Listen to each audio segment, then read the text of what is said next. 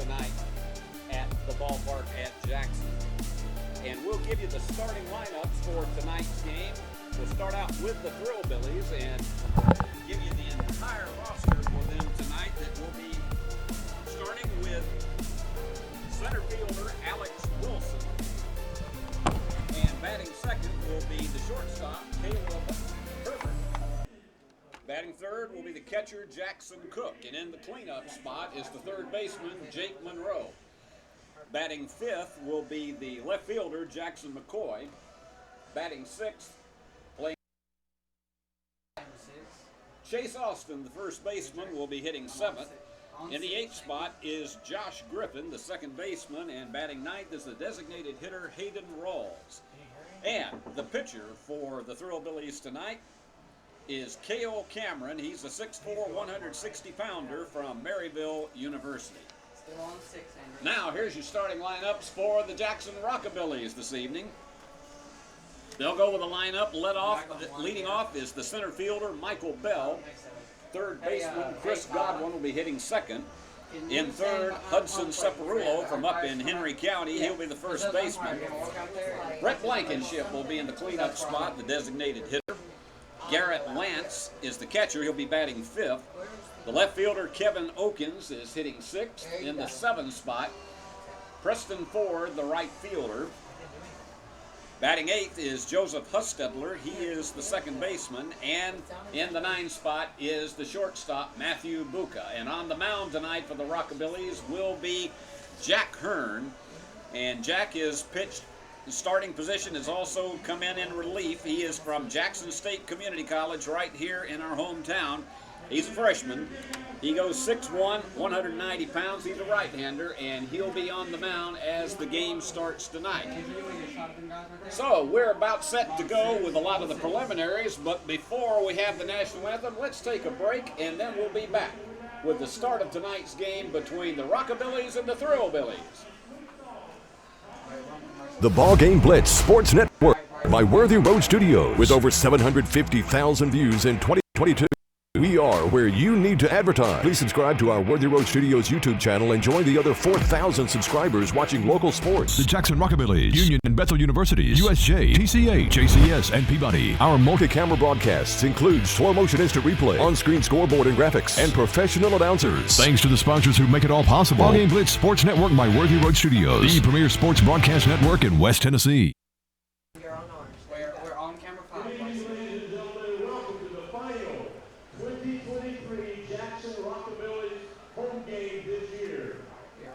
We want to take a little bit of time and thank each and every one of you for being a part of this year. This has been fantastic. We have not had a great record, but that's okay. You guys have supported us. We are proud of that, and thank you for everything you've done. This has been amazing. We love it here. I want to thank some people here now. I want to thank a lot of unsung people, a lot of people you never see, a lot of people who are a big part of our organization that are here. In the press box, for example, we got Roger, Susie, TJ, Nadia, Parker, Brian, Paul's PLTV crew. They're all up there. You never see them, but this would not be playing. You would not hear voices. You would not hear music. You would not hear speaking without them up there. How about giving them a hand? Then out front, we have ushers, we have ticket takers, we have parking people, PJ and Cannon. We have the jukebox crew. We've got grounds crew here that are amazing. This is a major league quality playing field. Jacob and Colton and their crew. These guys are fantastic. We thank each and every one of them. And then our staff. Steve, Ryan, Grace, our front office staff that work year-round to do this. So we want to thank you. We want to give you a sincere thank you for being a part of this all year. So again, we love it here. I thank you personally. This is my wife, Lisa. You've seen her running everywhere. We are Dennis and Lisa Bastian. This is our pride and joy. This is all we do. We have moved here. We have a house here. We love it here. I talked too long. I'm going to let her speak. I'm just going to say thank you and wait till next year. We got big things coming. We thank you, folks. If you haven't signed up for the FCC ticket drawing, you need to do that up front. They'll be starting at the bottom of the first inning. As soon as the last out is made in each inning, we will draw for a pair of SEC football tickets. We've got Kentucky, Vanderbilt, Ole Miss, Mississippi State, 3 Tennessee games. So every bottom inning.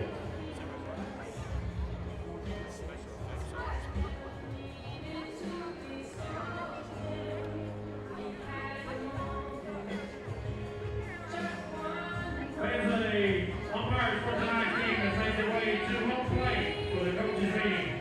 Tonight's umpires, Clinton Davis, Kelly McKillop.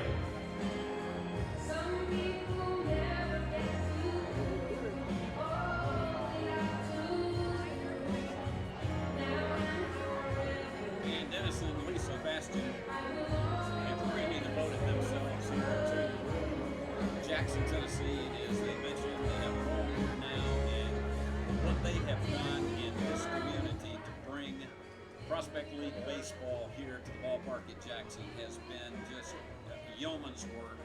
They have certainly ingratiated themselves into the community, and as much as they have offered their appreciation to the fans who have supported the Rockabillys, Jackson appreciates the Bastions for what they have done to invest not just their work efforts, but how they have become part of this community, and certainly our thanks go to them.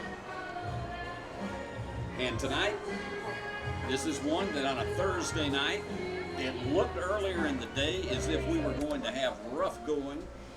It was a tough one early this morning. We had bad clouds that showed up around 8 o'clock this morning, and then again it looked grim between about 11 and 2 o'clock, and then suddenly the clouds began to part.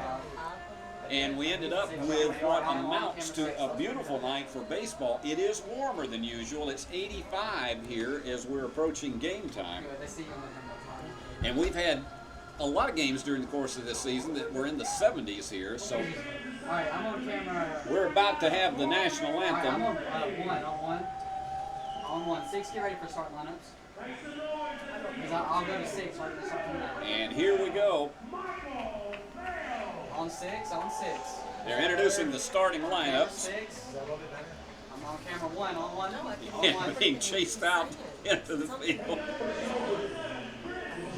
I'm on camera 6. On 6. On 6 and on 1.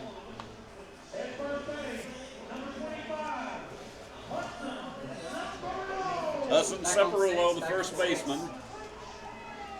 And on 1. And Brett Blankenship, the designated hitter. Back on 6. I'm going to stay on 6. I'm on 1. And then the catcher, Garrett Lance, who will be hitting fifth tonight. On 6. And this microphone is off. I'm on 1. Yeah, it's on. It's muted. There's only one. Now you have the left fielder, Kevin That's only when Hawkins. it's on. That's you. Just so you can talk about it. He's in the number 6 spot tonight. 7 and 8. Those two. We'll choose those just in case. On 6. Preston Ford, the right fielder. On 1. And then Joseph Hustetler, who is the second baseman. I turned those down. They're off. On 1. Joseph's a freshman from Bethel. On 6. And Matt Buca, On 6. the shortstop. I love where he goes to school at Quinsigamond Community College. That would be something you could win a lot of money on Wheel of Fortune, Alright, I'm on 1. On 1. if that was the puzzle. We just know him. Or Eli knows him. The pitcher is Jack Hearn for the Ladies Rockabillys. and gentlemen, Still in 1. that's by popular demand. I might kill this a second.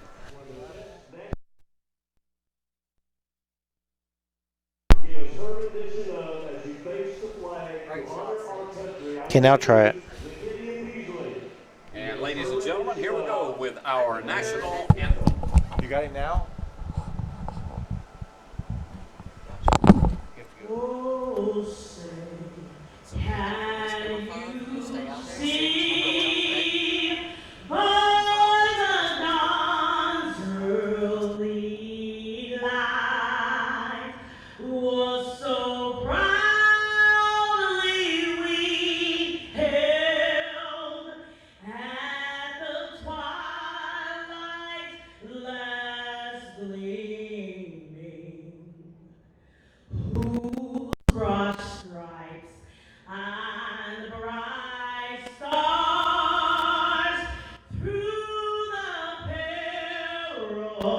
lost fight.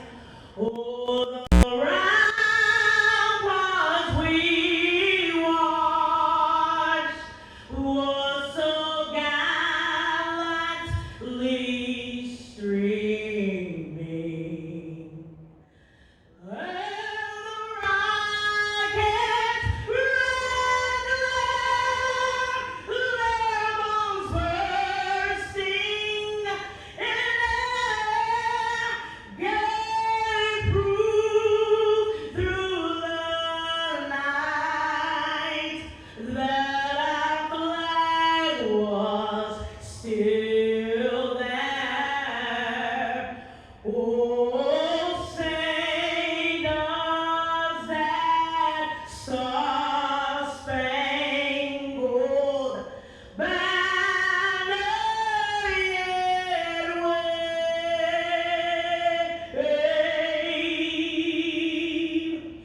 Oh, the land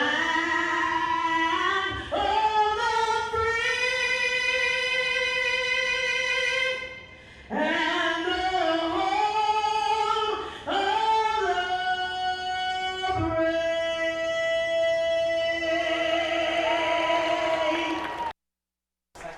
It's Zakidia Beasley with our national anthem. And what a powerful voice she has. And we're about set for baseball, ladies and gentlemen. Final time this season at the ballpark in Jackson. And I am absolutely delighted to be with you here tonight. Guys going out. Alright, I'm on camera 6. I'm on 6. Alright, I'm on 2. They can shake off our cameras if they want.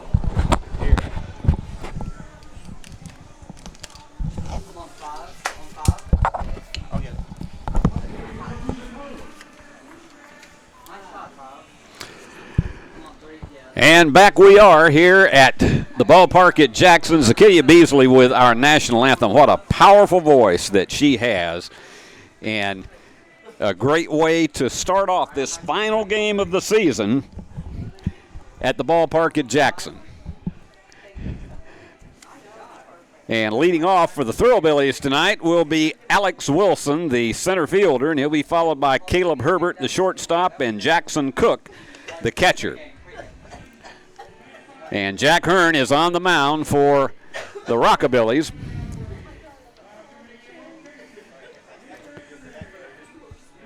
He's getting set to take his warm-up tosses. Wilson will stand in as a junior from the University of North Alabama. And the Thrillbillies have players that are from schools very familiar to folks in this region because some of them have been rivals in the past of our local colleges, Union University, as well as some of the other area schools, Freed-Hardeman. And some of our fans that have made it out for the finale tonight, and you still got a good trickle of them coming in, and it's glad to see everybody who is making it out for this final night. Our temperature 84 degrees here, but we've got partly cloudy skies, but not a threat of rain in the forecast tonight after a rather grim-looking morning and early afternoon in which it looked pretty bad. There were heavy, heavy showers on the radar within about 5 miles of the ballpark, and they missed us. They just absolutely scooted on to the east and to the southeast, and it was almost as if they had eyes in their head and kept this field in great condition today. We had very, very little, just a few sprinkles in the area, and that was it. And Hearn continuing to throw it around. Steve Beverly with you for the final game of the season. I want to take a big salute to the gentleman who has been your play-by-play voice during the course of this season, Alexander Bitterling. He has a brother who is getting married, and that's why he is not with us tonight, but he did a fantastic job all season long, and we are certainly very, very proud of him in the first season of the Rockabillies as the play-by-play man. There's your first pitch, and it's a high fly ball. Center fielder is converging, and it's between two of them, and they managed to nail it. It drops in for a base hit. The shortstop and the center fielder were really converging heavily, and Buca and Michael Bell, they were all over it, but it just dropped in between them, so it is a bloop single for Wilson, and that brings up Herbert, the shortstop. Quick throw over to first by Hearn.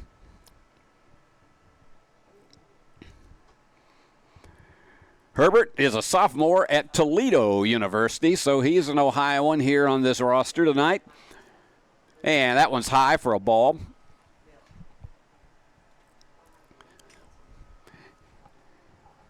You couldn't ask for, again, another better night at the ballpark to wind up the season. We have no chance of rain in the forecast tonight. That one's fouled back up against the screen. Ball and a strike.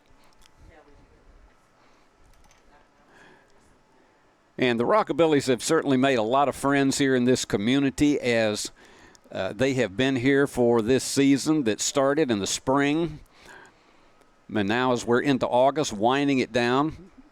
And a lot of these guys on both of these teams will be headed back for the start of their fall semesters. I'm sure a lot of them don't really like to think about that a great deal. And we're right on the money with the start of public and private schools here in Jackson. Hearn with the 1-2 count. And he throws over to first again, and Wilson gets back.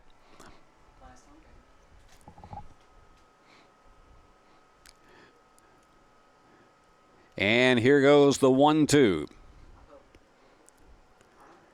Hearn delivers, and the pitch. And that's up high. 2 balls, 2 strikes.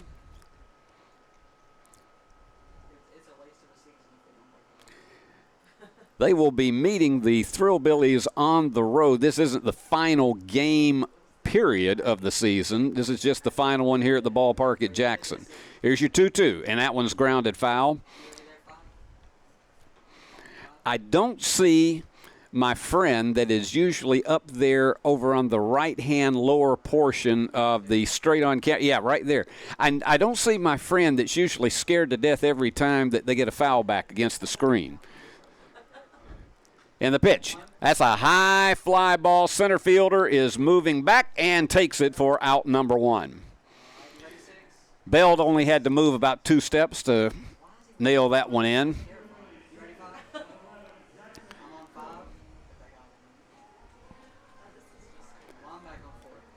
Good to be with you here on Prospect League TV and as part of the Ball Game Blitz Sports Network. And we say a very happy birthday to our producer here in the booth, Summer Sturgis. And there's a throw down to second as he manages to pick that one off. So Wilson has made it down to second. He's in scoring position, a ball and no strikes. He got a big lead on the pitcher, and it was very, very tough to get that one down there quickly. Jackson Cook, the catcher from UT Martin.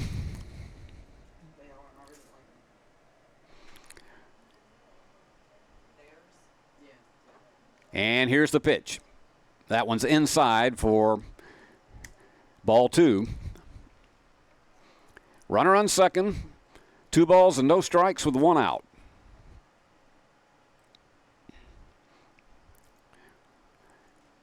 And Hearn with the wind and the pitch. And again, inside.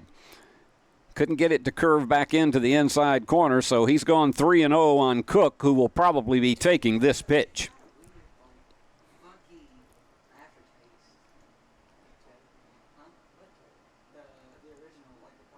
And here goes the 3-0. Right down in there for strike 1 call. 3 balls and a strike.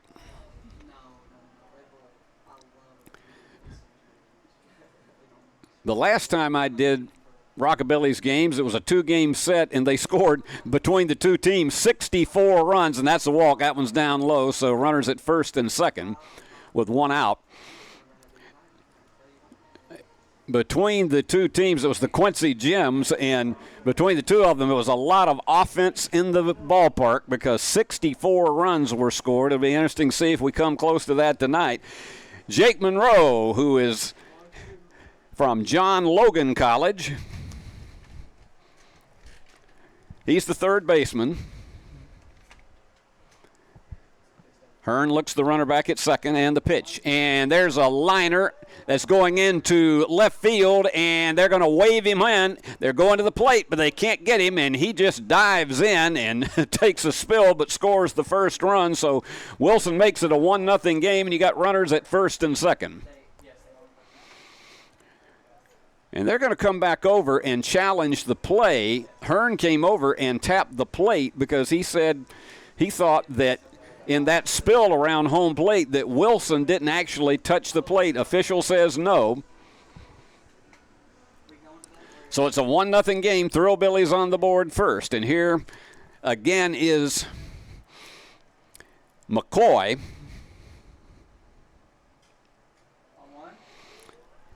And that one's a ground ball, and he's going to fire it to first.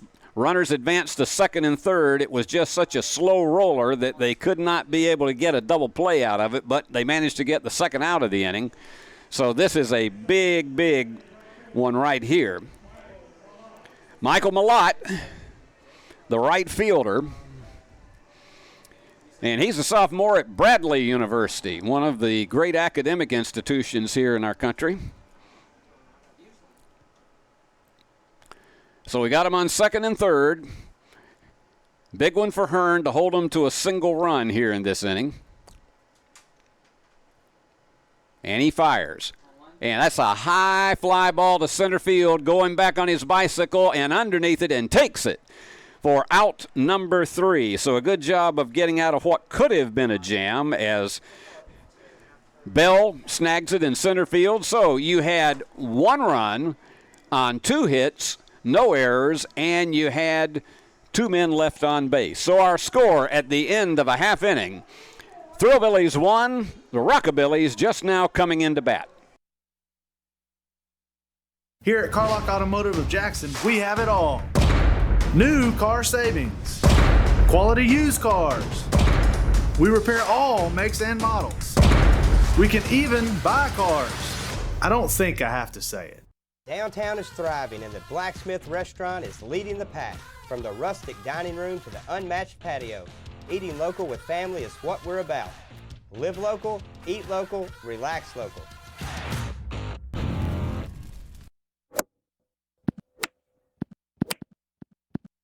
Serving the Jackson area for over 20 years. The name you can count on, Carlock Automotive. Carlock Nissan and Carlock Prestige, Van Drive, Jackson. A damaged electronic device typically costs hundreds or even thousands of dollars to replace. But we're here to show you that there's a better way. CPR is the global leader in electronic device repair, and our services are fast and far more affordable than replacement. Our knowledgeable technicians have experience working with all types of smartphones, tablets, computers and laptops, MP3 players, gaming consoles, and even other electronic gadgets like drones and more. CPR, we save your mobile life.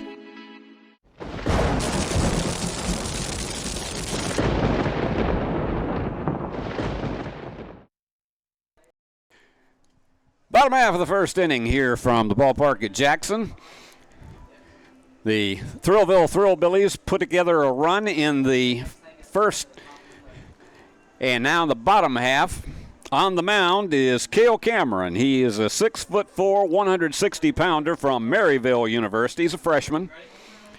So many of these guys are freshmen in college as well as sophomores. There are some of our other friends that we see quite frequently here at the ballpark.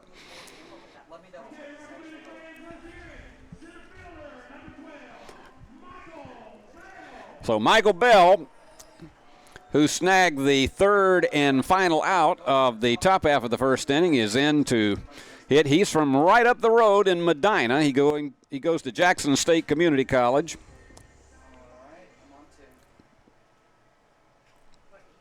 And there's a ground ball to the third baseman. He fires long to first, the stretch, and he gets him for out number 1. So that will bring up the third baseman, Chris Godwin. Chris is also from Jackson State Community College. He is a freshman. He's a 20-year-old, and he's going to be batting left against the right-hander, and that one gets away, but no damage done because we have no one on base. So, ball and no strikes.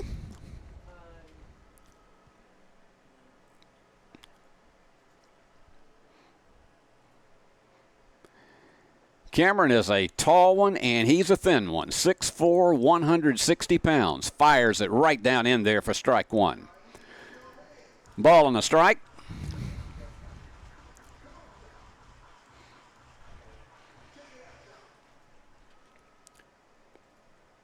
And he missed with that one. 2 balls and a strike.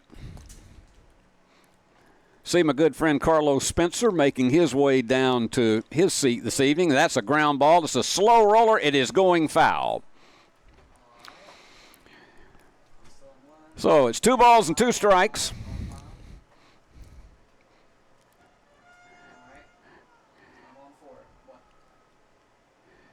And slowly making his way back. He was trying to beat out that for an infield hit.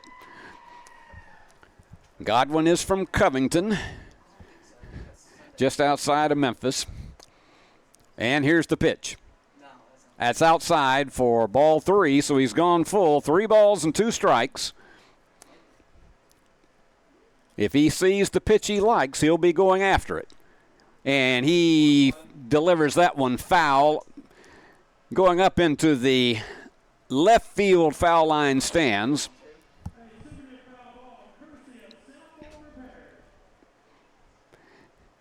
And the wind and the 3-2. Right down in there for strike 3. No doubt about it. He just got caught looking. So that's 2 down, and that brings up Saparulo, the first baseman.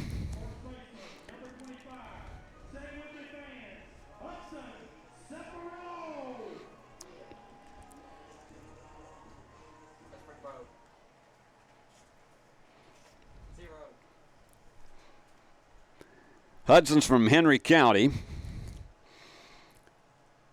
He just graduated from Henry County High School, and he takes that one for a strike. The wind and the pitch. And that one's straight up the middle. Second baseman's going to pick it up. Actually, the shortstop fires it way over the head of the first baseman, so we got our first error of the game as Saparulo gets on. That one was a tricky hop because it had some speed to it, and then it just seemingly died, and the shortstop ran over and just fired it way too high, and so Rockabilly's get their first base runner. And here comes Brett Blankenship. Brett, the designated hitter from Dyersburg State Community College, about 45 minutes away from here. And the pitch, right down in there for strike 1. This guy's got a good fastball.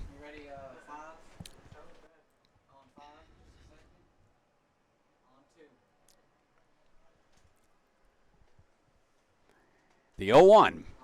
And that one is a fly ball into lazy right field, and the right fielder is under it and takes it. Malott scores out number 3. And so for the Rockabillys, it's no runs, no hits, no errors, or rather 1 error, and 1 man left on base. So we have completed an inning, and your score, the Thoroughbillies 1, the Rockabillys nothing. Driving in the Blacksmith Restaurant is leading the pack. From the rustic dining room to the unmatched patio, eating local with family is what we're about. Live local, eat local, relax local. Do you want your smile to say it all? At Elite Dental Care, we'll make you and your family feel comfortable and secure with a variety of services and state-of-the-art care. We offer sedation dentistry that will make your time in the dental chair comfortable and relaxed. Come by and see our newly renovated and expanded office in Jackson, or one of our other convenient locations in Trenton or Dyersburg. Trust your smile with Elite Dental Care. And let your smile say it all. Here at Carlock Automotive of Jackson, we have it all. New car savings, quality used cars. We repair all makes and models. We can even buy cars. I don't think I have to say it.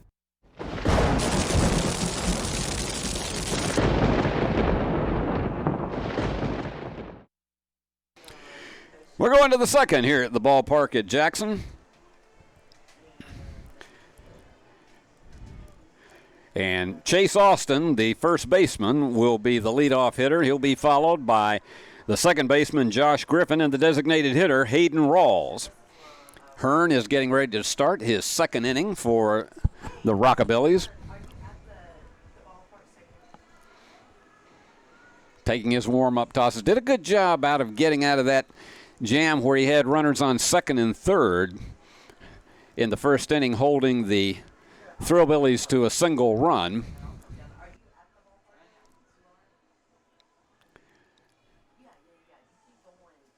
Dennis and Lisa Bastian telling everybody before this game that this was just the start. Wait till next year, and it's going to be even greater. But the time has just blown by so fast for these 30 games that we've had here in Jackson this year. And what a joy it has been to have these young athletes as part of our community. Hearn delivers to Austin. Good curveball in there for strike one.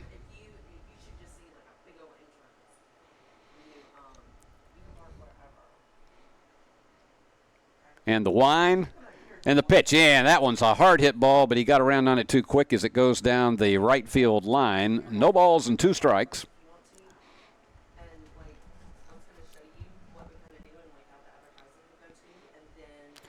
The 0-2 from Hearn.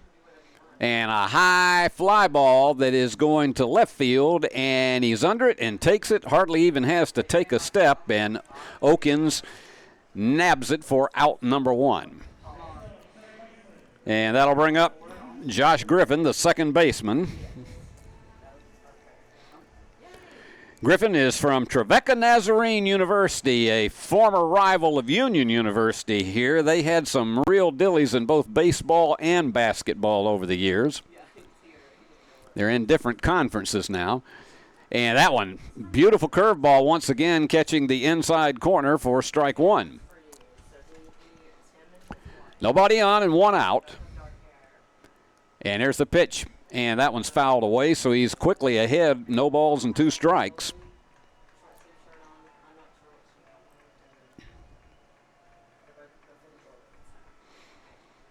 Griffin is a college junior, and he awaits the 0-2 pitch. Hearn gets his signal, and there it is, and that one's fouled off down the third base line.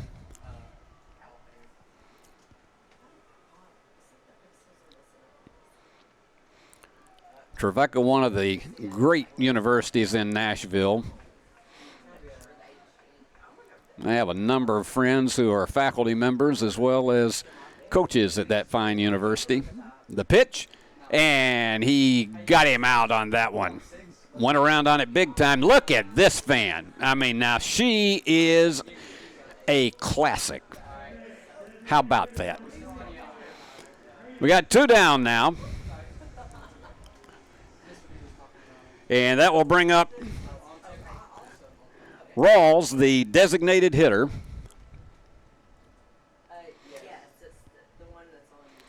He's a 6-footer, goes about 190 pounds. In there for a strike. He's been getting ahead of the hitters in these first 2 innings.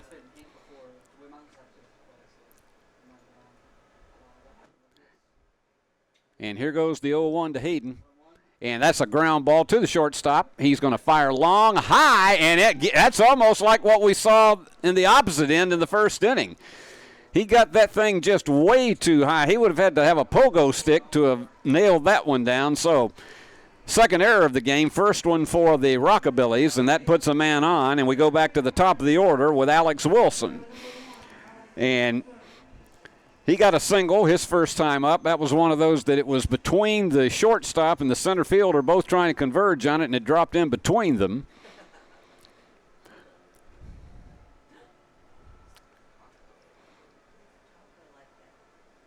Hearn delivers, and that's a straight-up high fly ball. You got 3 guys converging, but the second baseman out in short center field picks it up for out number 3. So there was no runs on no hits, 1 error, and 1 man left on base. We've completed an inning and a half. The Thrillbillies lead it 1-0.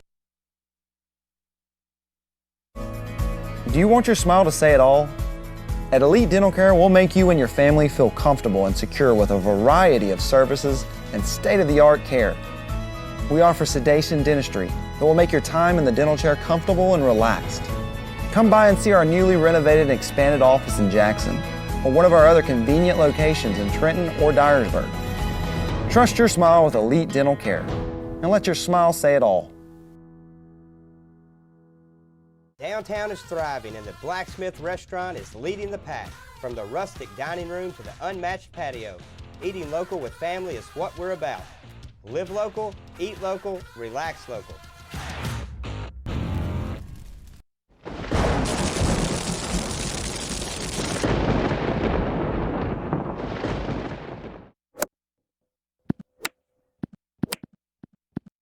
Serving the Jackson area for over 20 years.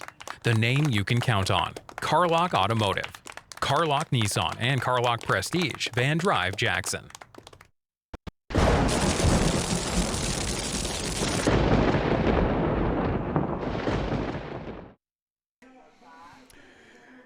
Bottom half of the second inning.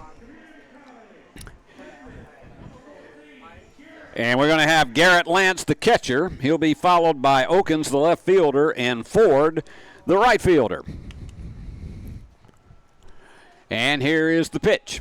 And there's a high fly ball going back into center field. The center fielder takes about 6 steps backward and gets it one-handed for out number 1. He gave it a good ride, but could not quite get it over that 382 sign out in center field. That brings up Kevin Okins, the left fielder. Kevin goes to the U of M down in Memphis. He's from Collierville, and that's foul, just foul down the left field line.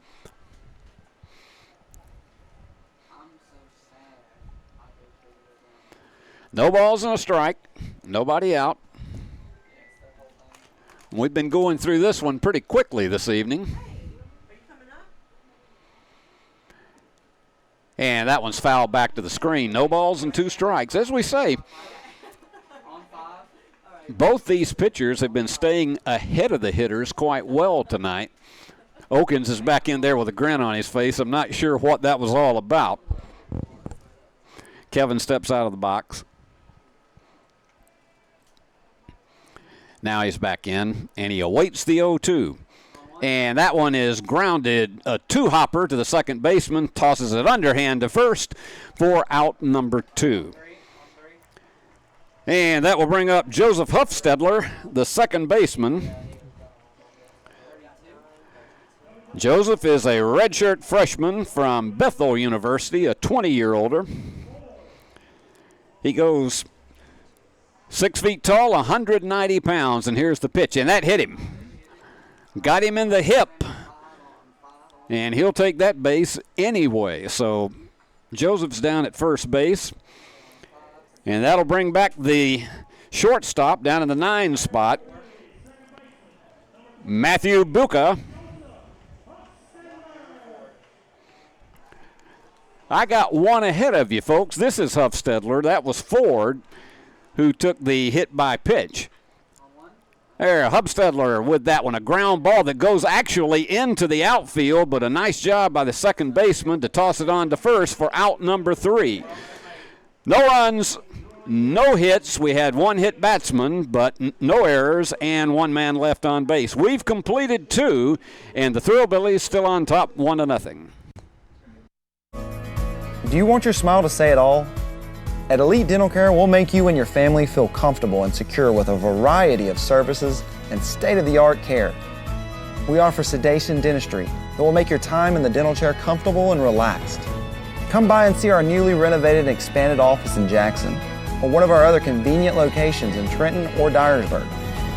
Trust your smile with Elite Dental Care, and let your smile say it all.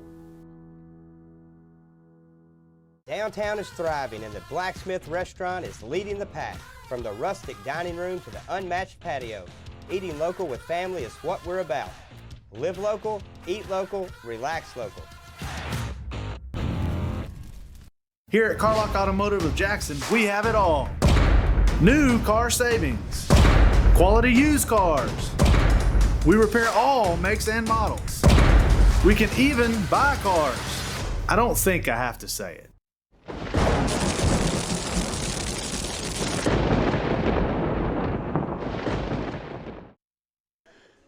And we move along to the top half of the third inning here at the ballpark of Jackson with the Thrillbillies on top 1-0 over the Rockabillies.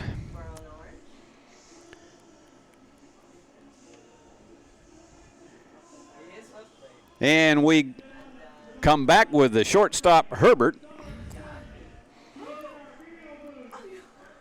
And they have just announced Summer Sturgis right here, our producer, and announced it to the entire crowd about this being her birthday this evening.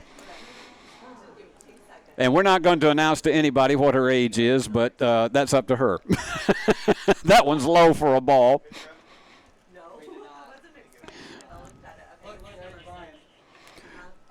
Herbert 0 for 1 tonight. Beautiful curveball right down in there for strike 2. And the wind and the 1-1. And that one is a fly ball that's going to go into short center field. And the second baseman picks it up for out number 1. And here's some of you folks enjoying the concessions tonight. Dennis Bastian greeting so many of the fans who are coming in here to the ballpark tonight. And folks are still trickling in here as we reach the 7:30 hour. And that one is low for a ball.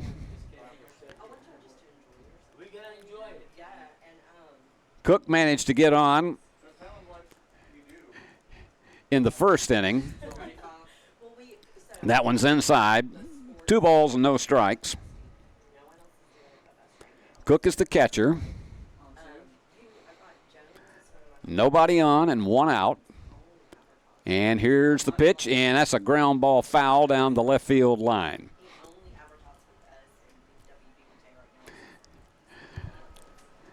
And these fellows all throughout the league will have an opportunity once this weekend is over to have a little bit of time off before most of them will be heading back to college, to their various universities and colleges as they prepare for another fall semester. Here's the pitch. There's a high fly ball that's foul. That's way back up over there into the pavilion. So we've gone full, 3 balls and 2 strikes with 1 out. And the pitch. That's low for ball 4, so he puts him on with a walk.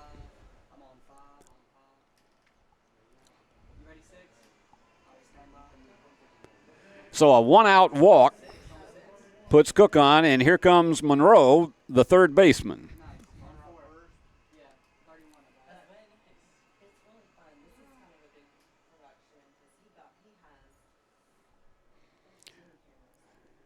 Monroe got a hit his first time up, and that one is fouled. Yep. First baseman and the right fielder were chasing after it, but that was beyond the line, so it's no balls and a strike with 1 out. Monroe from John A. Logan College. And the pitch. And that one, he got around on that one too quickly, and that one goes all the way back down into the bullpen. No balls and 2 strikes. There he is. JR has the crowd in order, and he'll be like the Pied Piper before this evening is over with.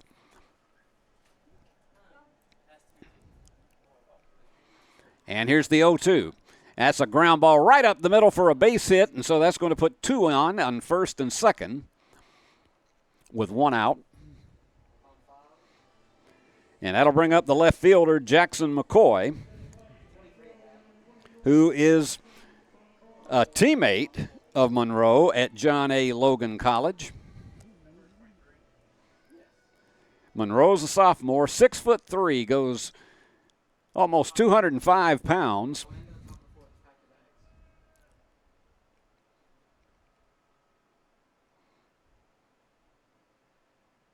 He's looking the runner back to second. And the pitch. And that one is fouled off. No balls and a strike. Thrillbillies got their run in the first inning, and Hearn got out of a jam in which he had runners on second and third.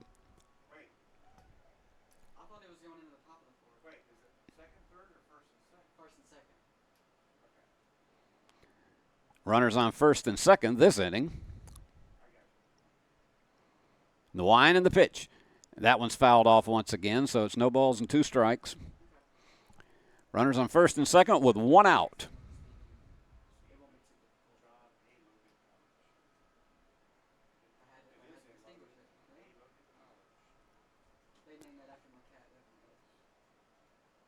And let's see if he tries to get him to chase one. Here's the pitch.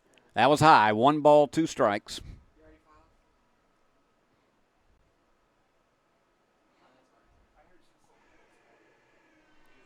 We're still looking at about 84 degrees here at the ballpark at Jackson.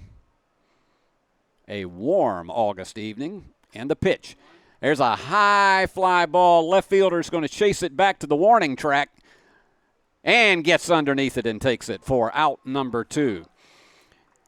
Had to get his bearings straight out there because it took a little bit of a different curvature on him, but he managed to get under it and take it for out number 2. He gave that ball a good ride, and the runners were not able to advance. So they stay on first and second. And here's Malott, the right fielder. 0 for 1 so far tonight.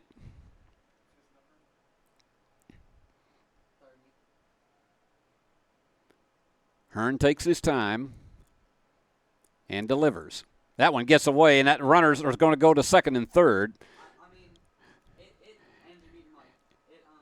Probably score that one a wild pitch because that one was down in the dirt, and the catcher would have had to have had a miracle to have snagged that one to keep it from going back to the padding back behind home plate.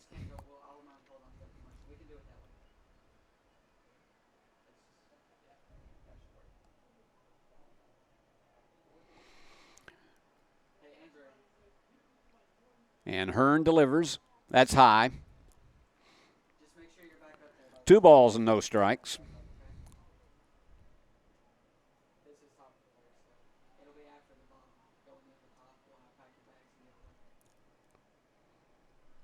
And the wind. And the pitch. And there's a ground ball to second. He's going to fire it on to first. And that's out number 3. So Hearn does a good job of getting the ground out to get out of the inning. No runs on he had 1 hit, no errors, and 2 men left on base. So we have completed 2.5 innings. Thrillbillies still on top, 1-0.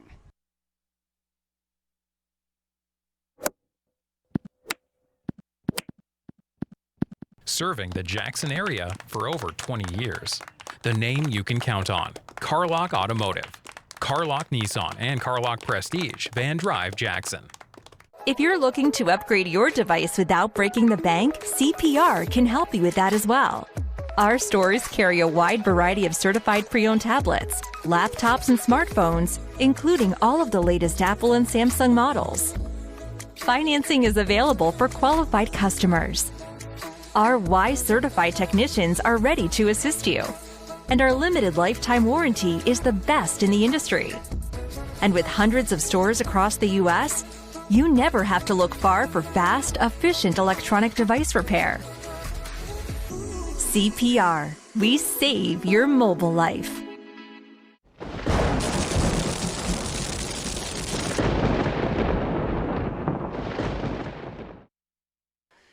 Bottom of the third. From the ballpark at Jackson, still a 1-0 game. Thrillbillies on top. Rockabillys have been able to put together, they have not really been able to get any offense generated tonight. Did get a base runner on with a hit batsman as well as an error.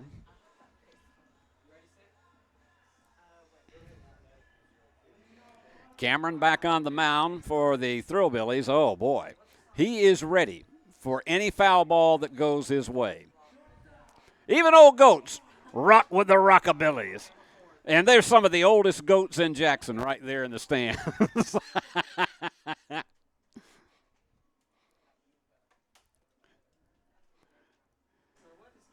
So here we go as Buca stands in, the shortstop. And there's a ground foul for strike one. People who have turned out tonight really enjoying themselves, and this has turned out to be more of a pitcher's duel than we might have expected here in our finale at home. And that one is a bit high for a ball, just a bit inside. 1 ball, 1 strike. Ballgame Blitz Sports Network bringing you all the action. And there is a high drive, and that's going to drop in for the first base hit of the night for the Rockabillies. So Buca makes it on first with that left field single. And we'll go back to the top of the order with Michael Bell.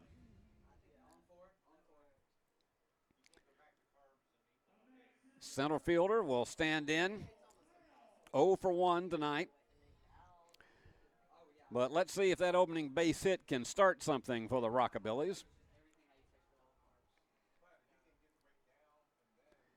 And there's your pitch, and there is a ground ball to second. He's going to toss it over to second, too high at first. So Bell is there safely at first. That was a slow roller, and those are the hardest ones to be able to get double plays off of. And he had to toss that one because he was right there in proximity to second base, and it was just too high trying to rush that throw to first. So that brings up Godwin, the third baseman. He's 0 for 1. And the pitch.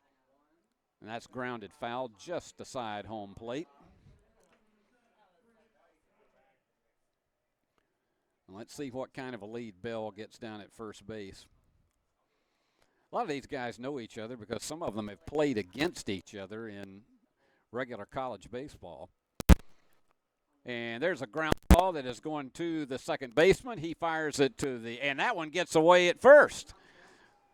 So once again, there are 2 errors in this inning that have allowed a runner to stay on first base.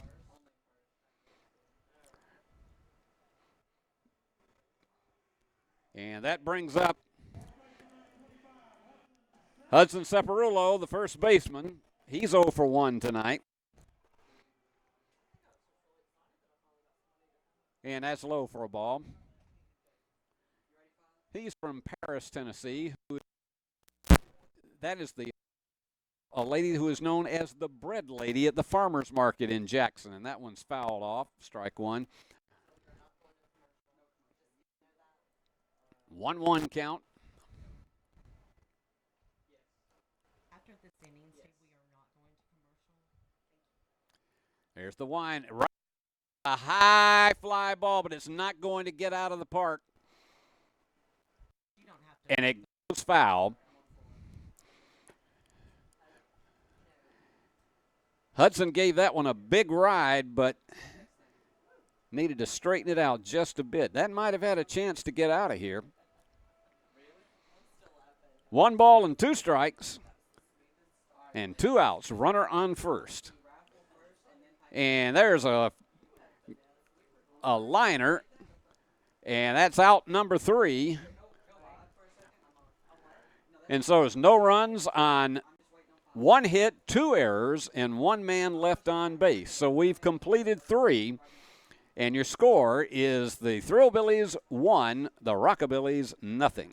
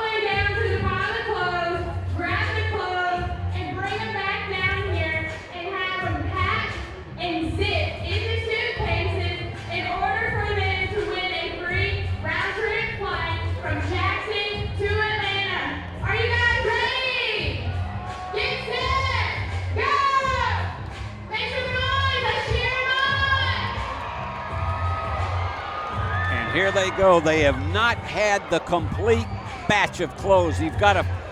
She's done a better job. She's only left one thing behind. She's going to try to zip that thing up. He is really on the slow side. He's trying to stuff them off over here. Now she's being picked hers up. He's got to go back and collect what he has. Now she's going to have to dash back and see if she can beat him. He's got to pick that one up that he left. And he's now trying to figure out what to do. And, and I think he has won it. No, he hasn't. He's got to zip it up.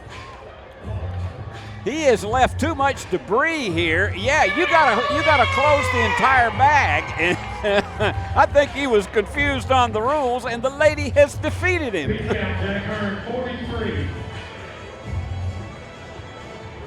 Leading off, top of the fourth for the three. Well, back we go after another pack the bag contest. It's too bad Beat the Clock is not still on, because that would have been a perfect stunt for that. We're going to the top of the fourth.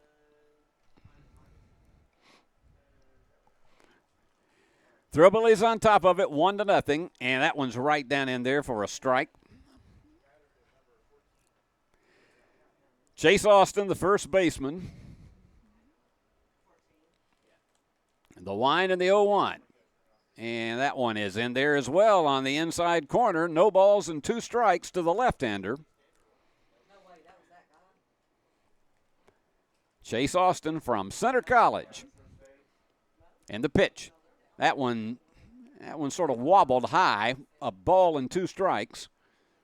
After giving up that run in the first inning, Hearn has really settled down and done a terrific job. And that one's a hard-hit ball, and what a play by the first baseman, Separullo.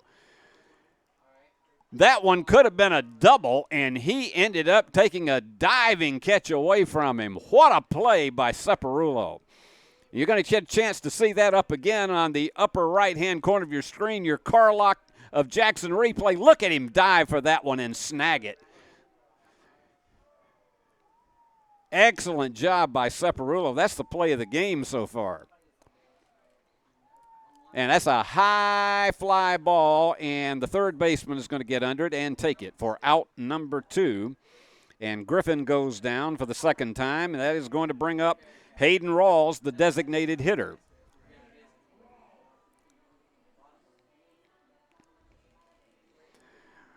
Rawls 0 for 1 tonight.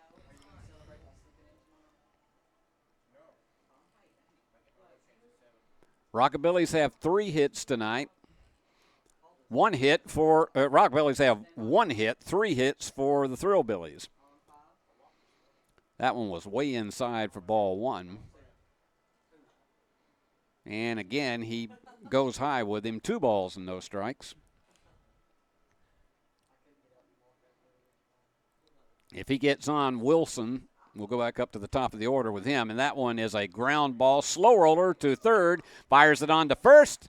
And Separullo takes a little bit of a kneel to pick it out of the ground for out number 3. So that was a quick one. No runs, no hits, no errors, and no one left on base. Let's look at that replay once again. And you just see that slow roller. And he fires it in there to first base. Got him by about 4 steps. And so we have completed 3.5. It is the Thrillbillies 1, the Rockabillies nothing.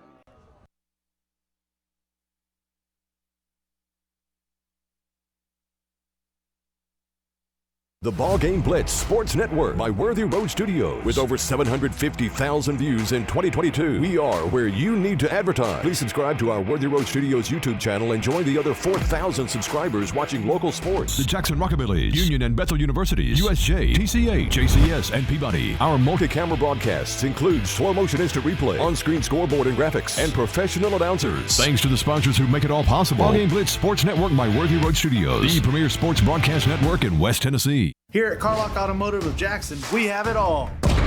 New car savings, quality used cars.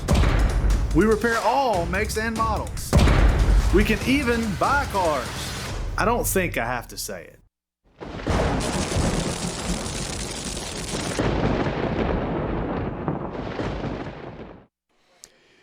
Bottom of the fourth, we have zipped along here. We're not even an hour into the game. And we're almost halfway through here at the ballpark at Jackson.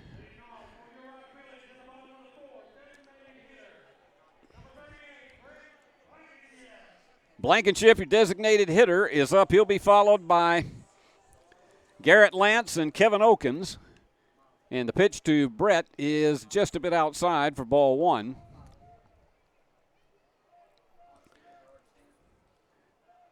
And there's a ground ball foul. Ball and a strike. Cameron has held the Rockabillys to one hit so far tonight.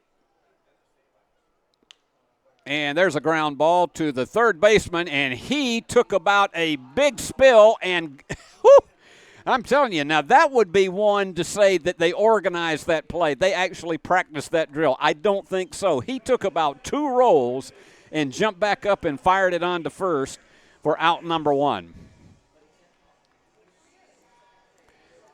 Garrett Lance, the catcher, he's 0 for 1. And the wind and the pitch. And that one's in there for a strike.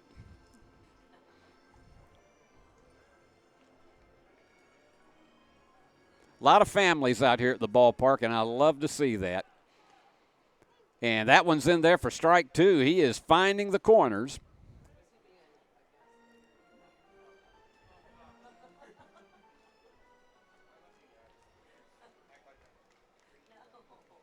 Taking a lot of time between the second and third pitch, and he fires it. And there's a ground ball in between the shortstop and the third baseman into left field for a base hit. Hit that one in the gap, and so it's the second hit of the evening for the Rockabillys.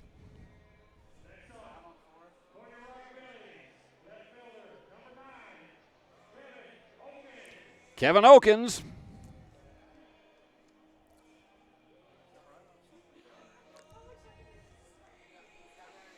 Oh for 1 so far tonight with a runner on first and 1 out. And that one's outside for a ball. And he manages to get his way down to second base.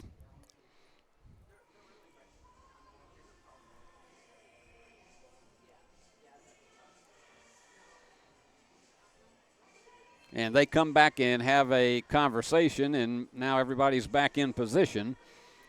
So they've got a runner in scoring position now. Lance gets a pretty good lead at second. And only 1 out. And that one, oh, my goodness, almost hit him.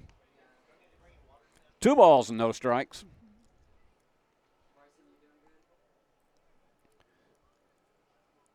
The way this pitching duel has been, if you can get a runner on second and get him in scoring position, this is where you got to really try to take advantage of that situation. There's a ground ball, goes, and it's booted by the shortstop, and so runners will be at first and third.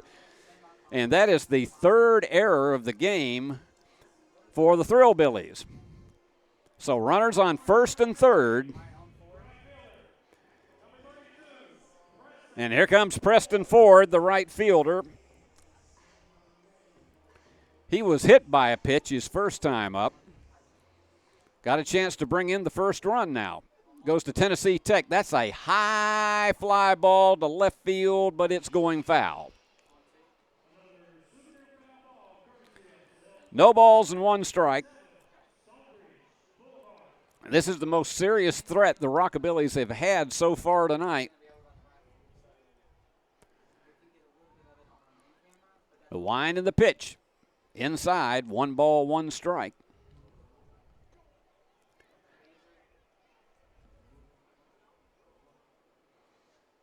They reached it with a hit and an error. That was down the middle, and he fouls it off. So it's a 1-2 count.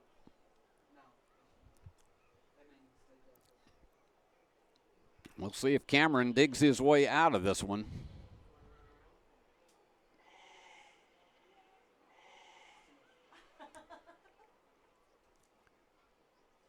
Here's the wind. The pitch. That's low. 2 balls, 2 strikes.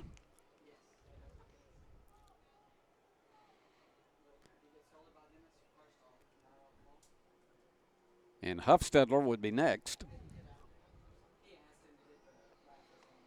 And he got him. Got him on a dropping inside pitch. So 2 out. Still got the runners on first and third. Joseph Huffstedler, 0 for 1 so far tonight. Let's see what the left-hander can do. Trying to bring in that run from third, and that one's low. Good job by the catcher of saving it. 1 ball and no strikes. He's from just up the road in Dyer, Tennessee, up in Gibson County. Here's the pitch. Right down in there for strike 1.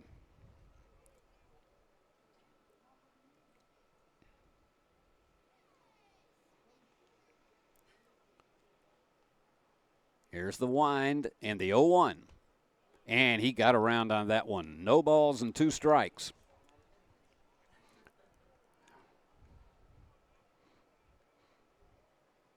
All right, this is a big pitch. That's high. 1 ball and 2 strikes.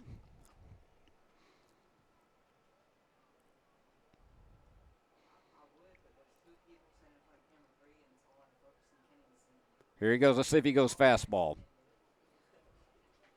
And he fires a fastball, and there is a slow roller into left field. The game is tied at 1. And Huffstedler with the first RBI of the night.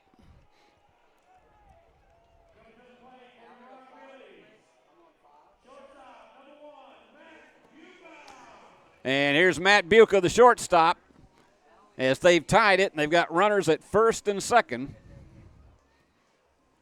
That was some clutch hitting by Huffstedler. Buca from Rhode Island. And he got hit, so the bases will be loaded. That is the second hit batsman of the evening for the Rockabillys. So you got them jammed, and we go back up to the top of the order for Michael Bell, who is 0 for 2 tonight.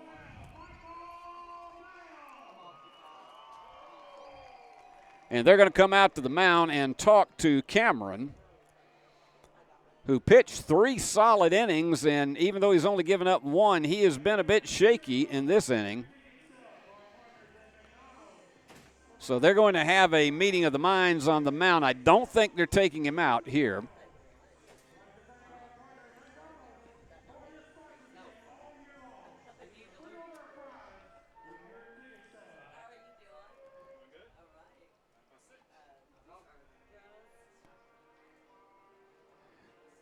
So Cameron tries to get his stuff back together again, and here is Michael Bell. This would be a big one if he could pull a single or even a double.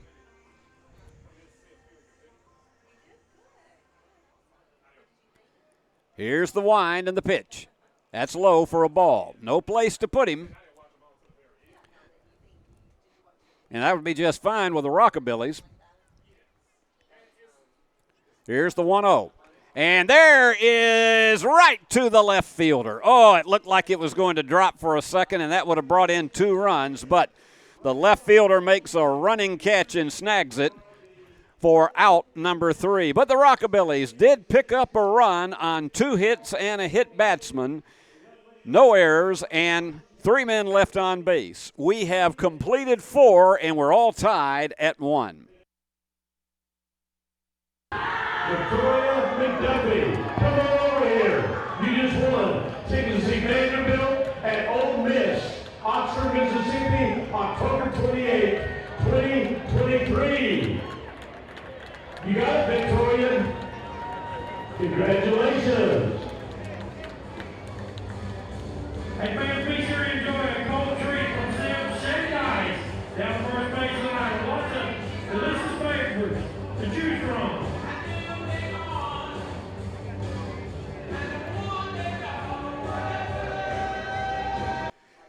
Of course, this is SEC night at the ballpark, and we're having all kinds of tickets to various SEC games in the area being raffled off this evening. We're going to the top of the 5th, and we got a brand new game all tied up at 1.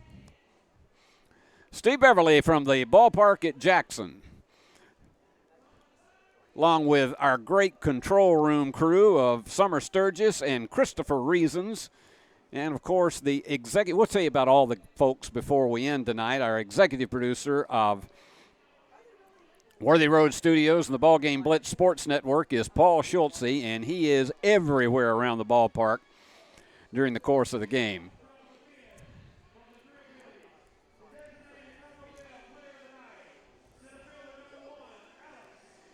We're back up at the top of the order for the Thrillbillies with Alex Wilson.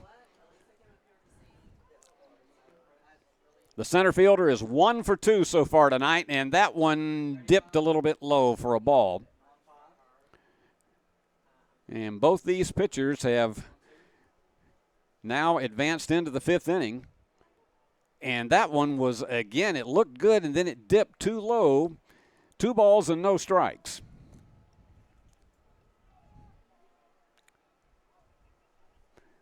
The wind and the 2-0.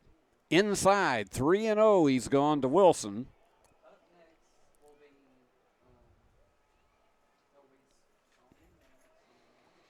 Here goes the 3-0. Inside, walked him on 4 pitches. That's the first time we've seen that tonight from Hearn. So Wilson trots down to first, and that'll bring up the shortstop, Herbert.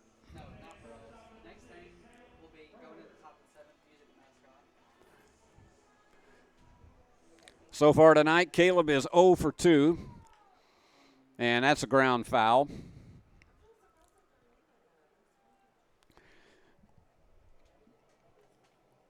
We're just barely an hour into this contest and almost halfway through, and we don't even have a pitch clock going here.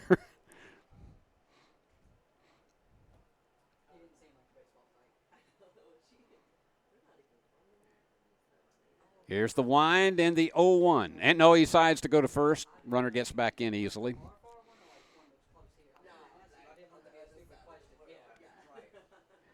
This game and this season has just absolutely flown by, but it's been fun to have these young men here in town, but also because of the fact that they've made friends while they've been here. A lot of them are from area cities,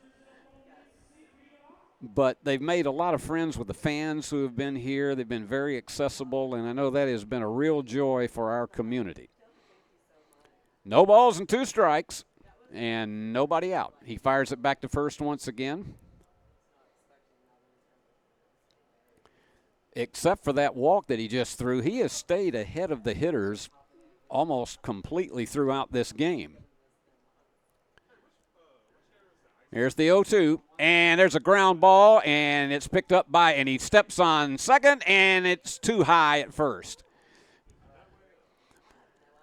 They went for the double play, but managed to get the lead runner at second, so that's 1 down. And that will bring up Jackson Cook, the catcher. He doesn't have an official plate appearance tonight. He's had a walk and he was hit by a pitch. They're gearing up at his alma mater at UTM for another fall semester. And the umpires are going to come over and have a conference. And I'm not really certain what happened, but there is a discussion going on about something. Now, let's see. Did they, and I'm, to be honest with you, he made a signal, and they have allowed the runner to move over to second. So the runner moves over to second, and to be candid with you, I don't know why. They may have said in this case, well, in all candor, I don't know, and they're having a discussion with it, and not happy with that at all is Matt Franco.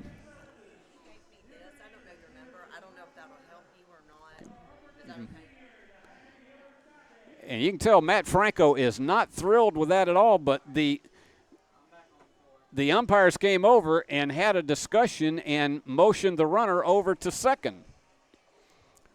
So he's in scoring position for whatever reason with one out. And Cook is up at the plate with a runner in scoring position. That takes away the double play possibility.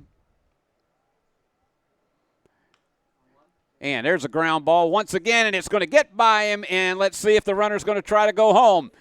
He fires it in, and they are not going to get him. It was way too high, and the runner's going to make it all the way down to second base on the throw-in, on the fielder's choice. So it turns out to be an RBI.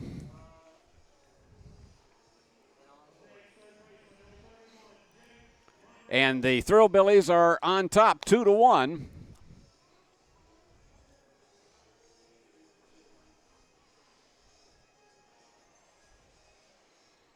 Well, I still don't have any details on why that happened.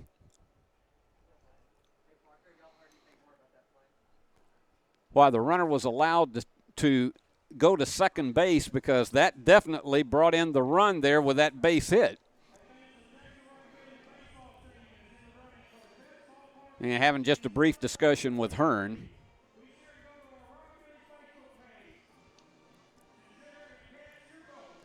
One down. Cook is on second.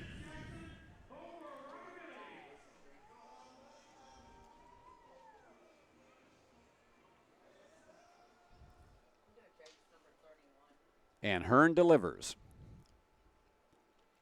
The pitch. High fly ball, and that is into shallow right field, just beyond the infield, in fact, and Ceparulo gets under it for out number 2. So Cook stays on second. Here's Jackson McCoy. He's 0 for 2 tonight.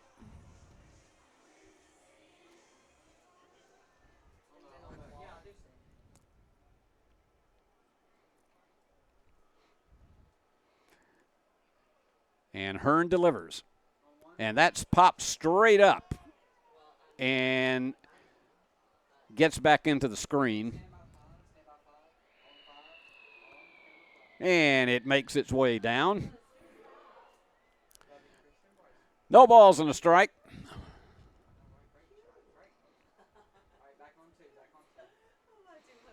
Both these pitchers have mixed their tosses well this evening. That base on balls is what created the issue. The wind and the pitch, that's low.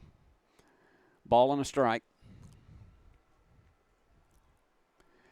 But again, when the officials signaled the runner to go from first to second, and then that base hit allowed him to go. Otherwise, you would have had runners on first and third. But instead, you've got a runner on second still. And here's the pitch. High fly ball. That's going to stay in the infield and foul ground, and the third baseman comes over and takes it for out number 3. Good job on that one by Godwin. So there was one run on one hit, one error, and one man left on base. So we have completed half of the game tonight so far, and it is the Thrillbillies 2, the Rockabillys 1. Downtown is thriving, and the Blacksmith Restaurant is leading the pack. From the rustic dining room to the unmatched patio, eating local with family is what we're about. Live local, eat local, relax local.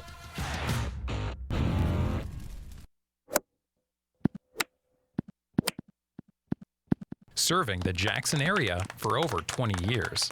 The name you can count on, Carlock Automotive.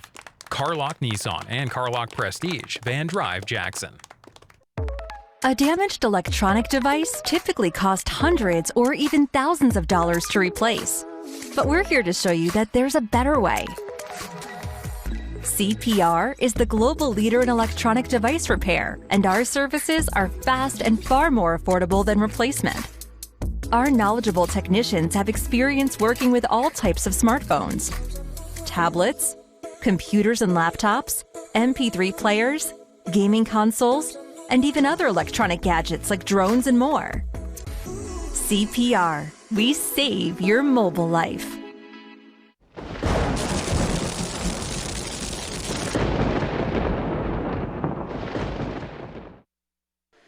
Bottom of the fifth. Thrillbillies took the lead 2-1 in the top half, and so we'll see if we can get an answer run in this inning.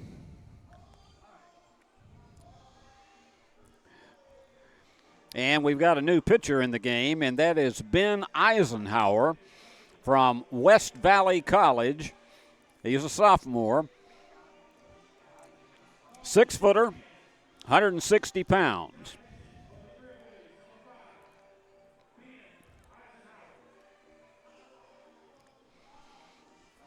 Taking his warm-up tosses.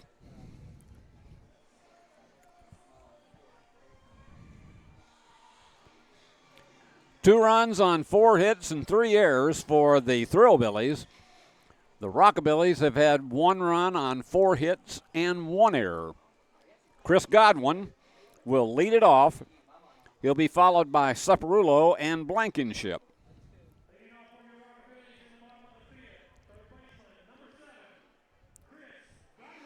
Eisenhower is a left-hander. So we got lefty going against lefty. There's the wind and the pitch, and that one is tapped right back to Eisenhower, and he's going to run it to first underhanded for out number 1. So Hudson Saparulo will step in. 0 for 2 so far tonight.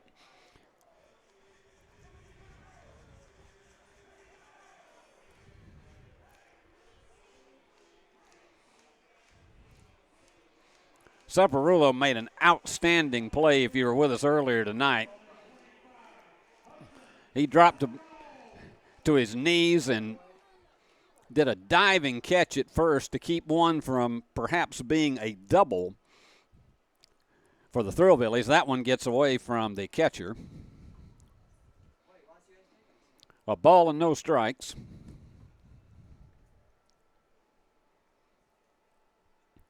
Here's the wind, and that one's low. 2 balls and no strikes.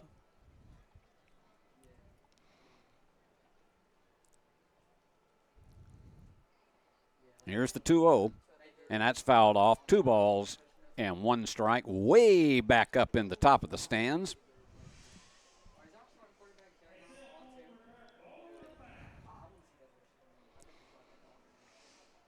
He's not taking a lot of time between these pitches. That's a high fly ball that is going all the way back to the warning track, and he was holding up against the wall, balanced himself, but McCoy takes it for out number 2.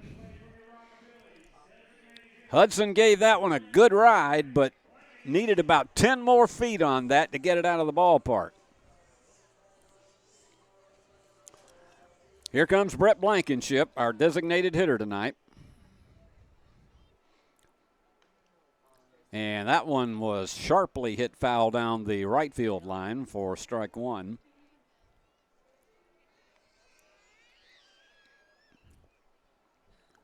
A lot of kids out here tonight. Some of the last flings before school actually does get underway.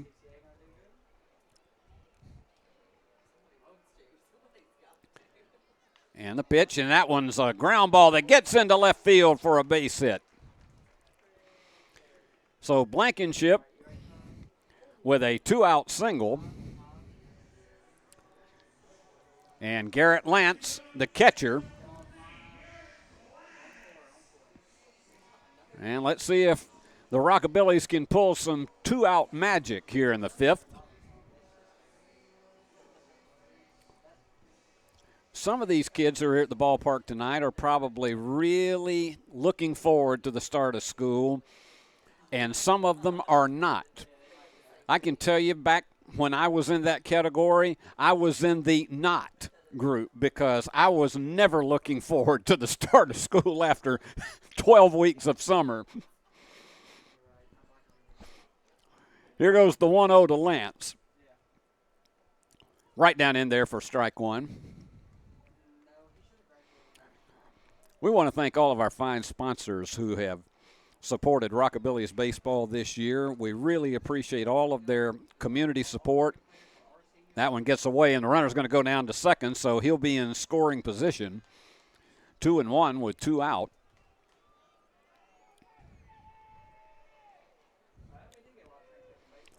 So Blankenship has an opportunity to do a little damage here if we can get another base hit by Garrett.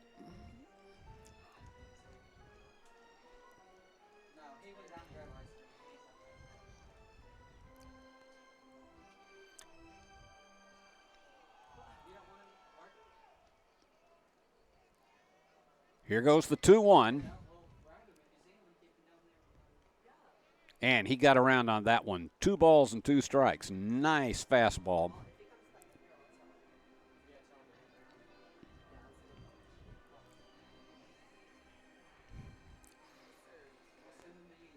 And we have finally hit complete sunset in Jackson, Tennessee.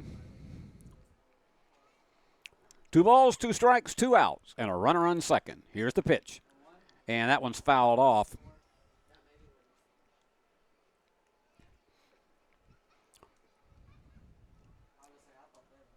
So it takes a little 2-out magic and 2-strike magic to be able to pull this one off.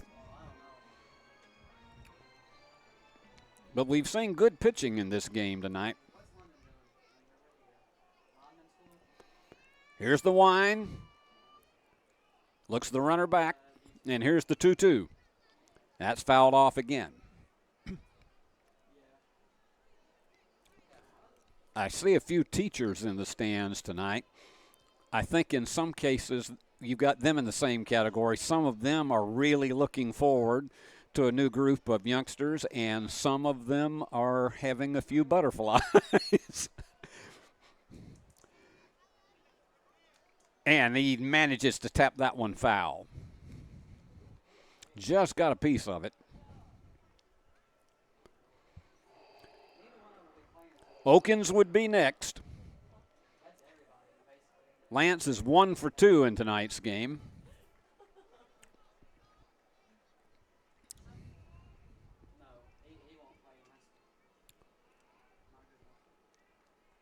So he's about to step back in.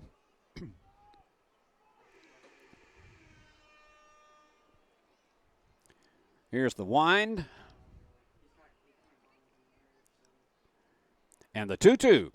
And he got him, struck him out. Second strikeout for Eisenhower. So the Rockabillys managed to get a man to second. It was no runs, 1 hit, no errors, and 1 man left on base. So we have completed 5 innings, and it is 2-1 Thrillbillies. Jeffrey Fiorente, you just won Tennessee football tickets. Right here. I need ID.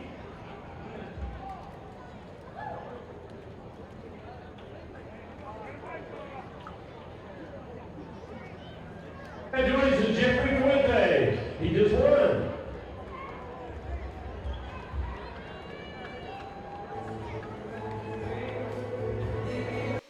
More winners here at the ballpark tonight. SEC night has certainly allowed a lot of people to have an opportunity to take in some college football action that'll be starting up. You hope that you know what team is going to be with what. It's not going to change this season, but with all of the conference realignment rumors and discussions that are going on, and so many of the situations involving so many universities where it's up in the air, is there even going to be a Pac-12? They're down to the Pac-9, frankly, because, and it looks pretty grim for them. We are going to, right now, back up to the, going into the top half of the 6th inning. It's a 2-1 game. Thrillbillies still on top.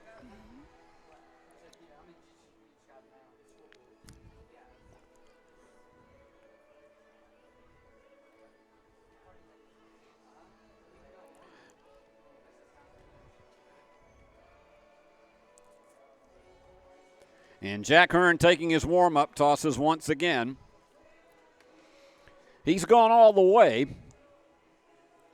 He's done a fine job. He's held them to 4 hits, each team with 4 hits. 2 runs, 4 hits, 2 errors for the Thrillbillies. The Rockabillies, 1 run on 4 hits and 1 error.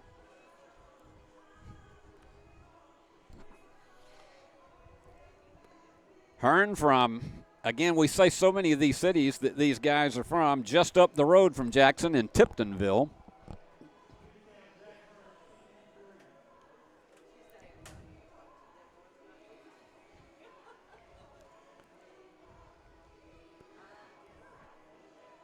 So we're getting ready for the top half of the 6th inning. We've only been at it here for 80 minutes tonight, so as we say, it has been a strong pitching game.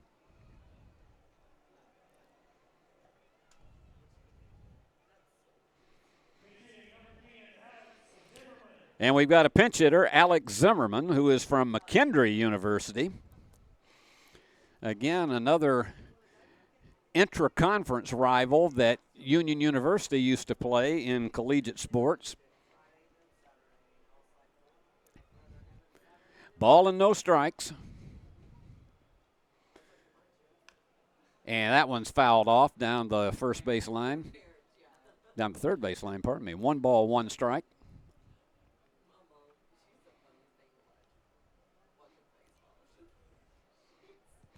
And we may see a few more pinch hitters for each of these teams as we get down the stretch of this game, try to get more of these guys in. That one drops low. 2 balls and a strike.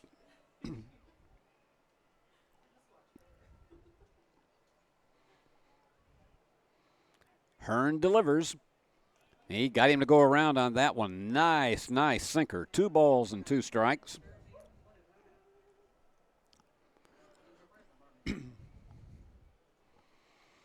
And the 2-2. Up high, 3 balls, 2 strikes, so we've gone full.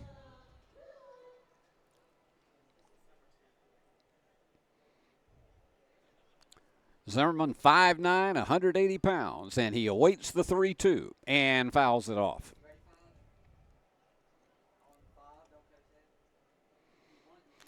He's an infielder by trade, and it'll be curious to see if they leave him in the game.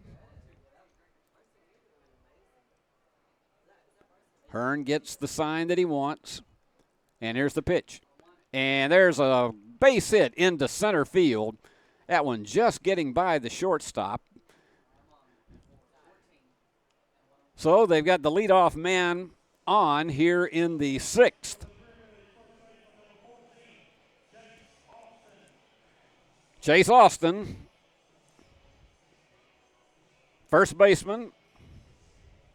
He's 0 for 2 tonight.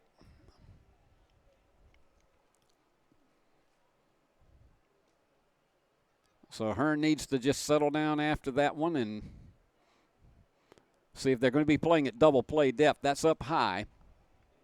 Runner did not have a very big lead at all.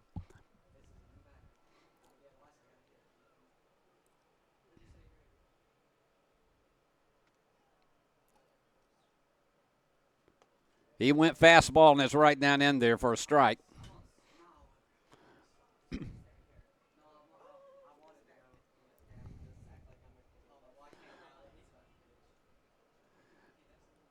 Here's the wind, the 1-1. Outside, 2-1. It's been falling behind the hitters here in the 6th.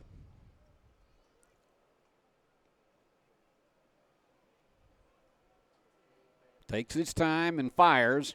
Outside again, 3 balls and 1 strike. You really don't want to lose another one and make it with nobody out to have 2 on.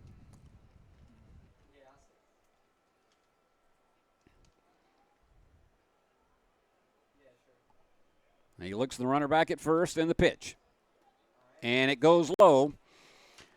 So he walks him, and so that puts runners on first and second. Zimmerman goes down to second. And that brings up Griffin, the second baseman. So far tonight, Josh is 0 for 2. And the Thrillbillies have an opportunity to do some damage here as they come out to talk to Hearn. And let's see if they decide to make a change or if they're going to leave him in. Now, he's going to stay in there. Rockabilly's need a double play big time here.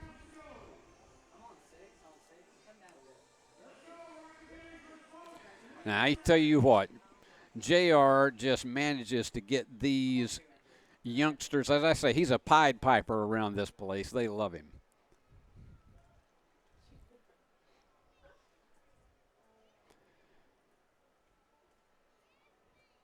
And here's the pitch to Griffin.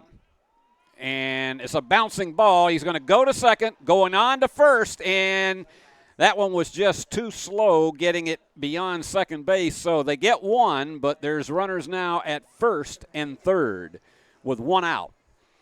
So they still have a double play possibility. That ground ball was just so slow that it would have been, you'd have to have a rifle arm to be able to get the runner at first. Here's Hayden Rawls, the catcher. He's 0 for 2. And again, this would be a big spot for a double play.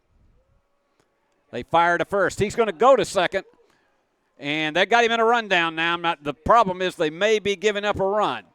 And he goes home, and they are going to lose each one of them because the run scores and the runner gets down to second. They probably would have had to have given up the run to get the runner at second, but instead, that's the third run of the game for the Thrillbillies. And now they have a runner in scoring position again with one out.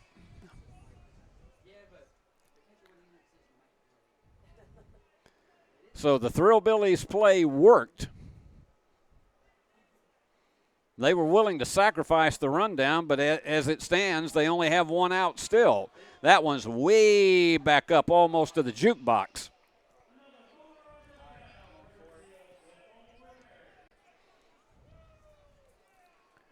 So a 3-1 game.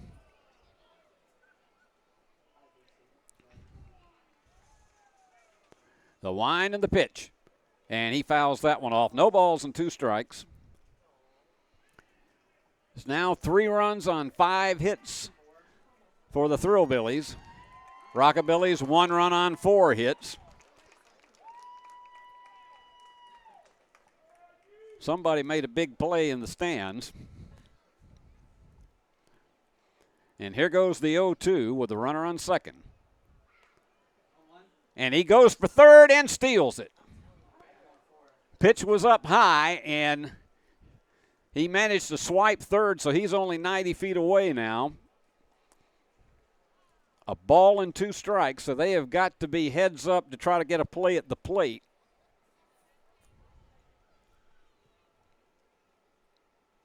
This would be a big spot for a strikeout.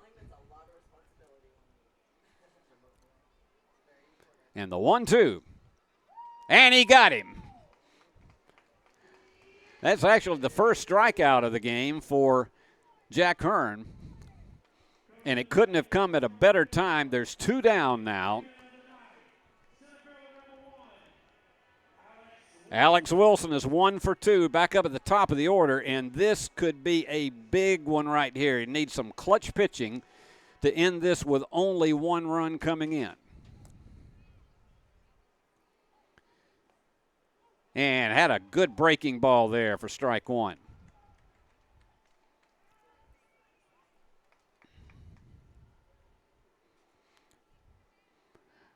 Hearn has gone all the way for the Rockabillies. And the pitch. Inside, a ball and a strike.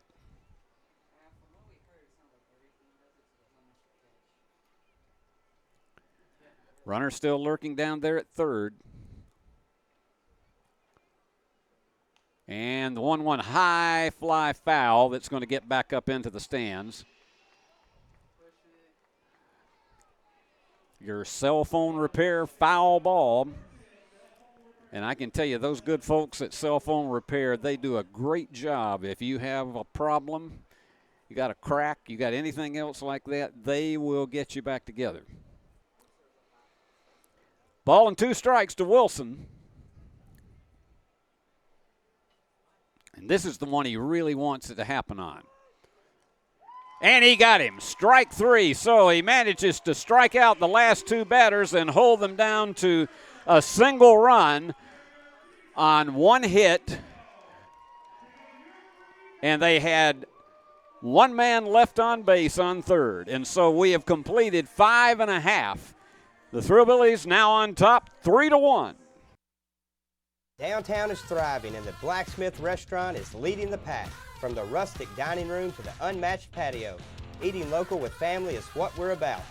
Live local, eat local, relax local. Do you want your smile to say it all? At Elite Dental Care, we'll make you and your family feel comfortable and secure with a variety of services and state-of-the-art care. We offer sedation dentistry that will make your time in the dental chair comfortable and relaxed. Come by and see our newly renovated and expanded office in Jackson or one of our other convenient locations in Trenton or Dyersburg. Trust your smile with Elite Dental Care and let your smile say it all. Here at Carlock Automotive of Jackson, we have it all. New car savings, quality used cars. We repair all makes and models. We can even buy cars. I don't think I have to say it. Do you want your smile to say it all? At Elite Dental Care, we'll make you and your family feel comfortable and secure with a variety of services and state-of-the-art care. We offer sedation dentistry that will make your time in the dental chair comfortable and relaxed. Come by and see our newly renovated and expanded office in Jackson or one of our other convenient locations in Trenton or Dyersburg. Trust your smile with Elite Dental Care and let your smile say it all. Downtown is thriving and the Blacksmith Restaurant is leading the pack. From the rustic dining room to the unmatched patio, eating local with family is what we're about. Live local, eat local, relax local.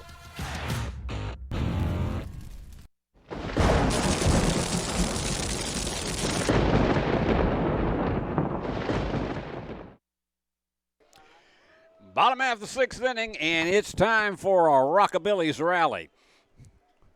Oakins is up, and Eisenhower is in for his 2nd consecutive inning in relief.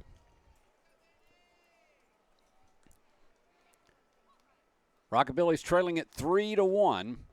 That one's low, 1-1 count. We had JR entertaining the fans in between innings.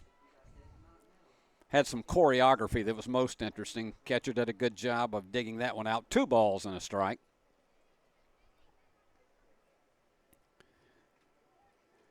The left fielder is 0 for 2 so far tonight. And that one's inside. 3 balls and 1 strike. So he may be taking this pitch all the way. The wind and the pitch inside. No, he caught the inside corner. 3 balls and 2 strikes. I over-anticipated the umpire. So we've gone full. Here's the payoff pitch. And that one's low. So Rockabilly's get one on to open the 6th.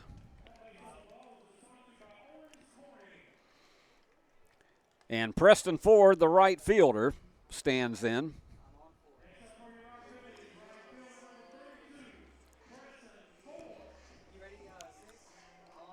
Preston 0 for 1 tonight. There you go. Here's some more of that choreography from JR with his young fans. And that one's low for a ball. So Eisenhower working behind the hitters after having a strong relief job in the 5th inning.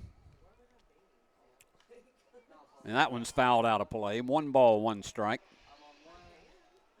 And once again, it's almost back there in the concession area. Love to see the fans scramble for it.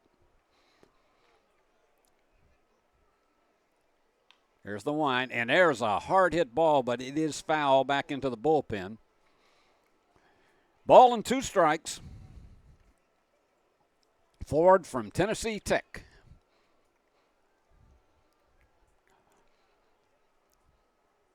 And he's another West Tennessean from around the Millington area. The 1-2. Outside. 2 balls, 2 strikes.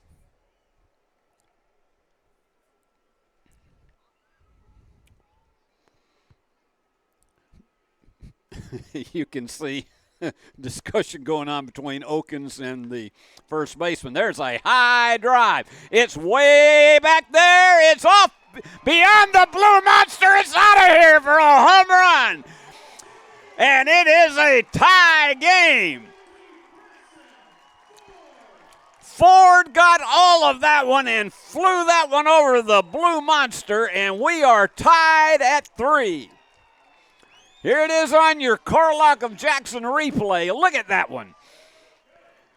Left fielder made a big stab, but he just could do nothing but stand back and look at it out of there. It was nearly to I-40, and we are tied. Brand new game once again. And here's Huffstedler. He's 1 for 2 tonight, and we still got nobody out, but we got a brand new game at 3-3.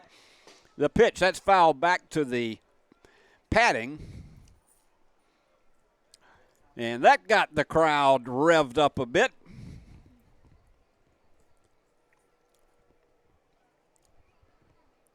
Three game now. And the pitch in there for strike 2. No balls and 2 strikes. Well, that one takes Cale Cameron off the hook. And he got him in there, got him out in 3 pitches. And that'll bring up Matt Buca, the shortstop. Still only 1 out.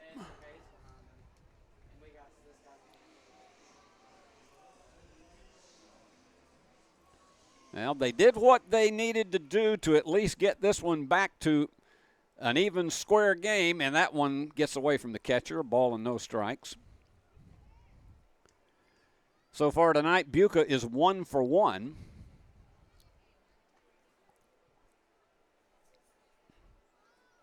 And he fires the 1-0, and that one is fouled out of play, and that's going to go way back up there in about the same area the last 3 foul balls have gone.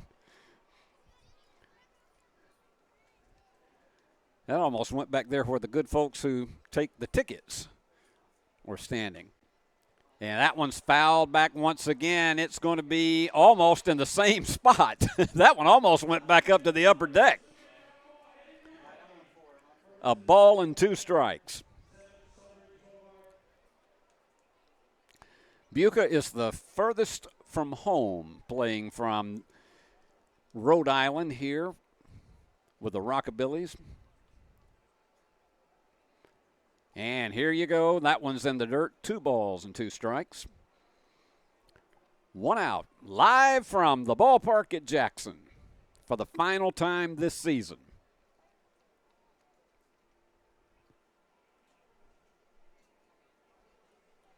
The 2-2.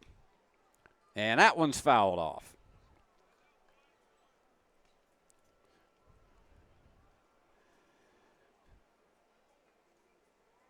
So many of these young men from the Prospect League, and they have spent their summer, some of them actually probably their first time for this extended period away from home. That one's in the dirt, and they're asking for help. They say he did not go around. 3 balls and 2 strikes. We've gone full.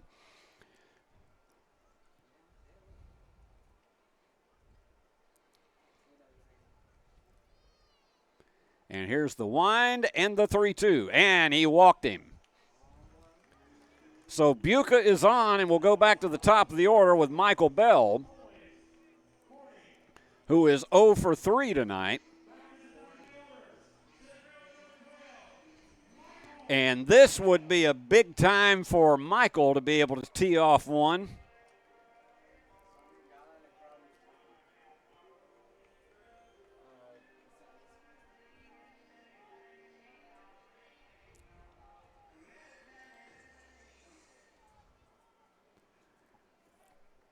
Runner on first, 1 out. Rockabilly's tied it here in the 6th.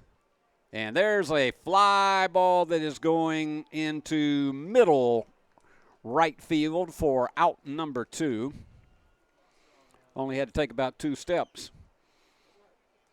Now they're coming off the field. So that's out number 3. Our scoreboard was incorrect there from the ballpark. But anyway, Rockabilly's tied on a 2-run homer here in the 6th, and so we go to the 7th, and it's all tied up at 3.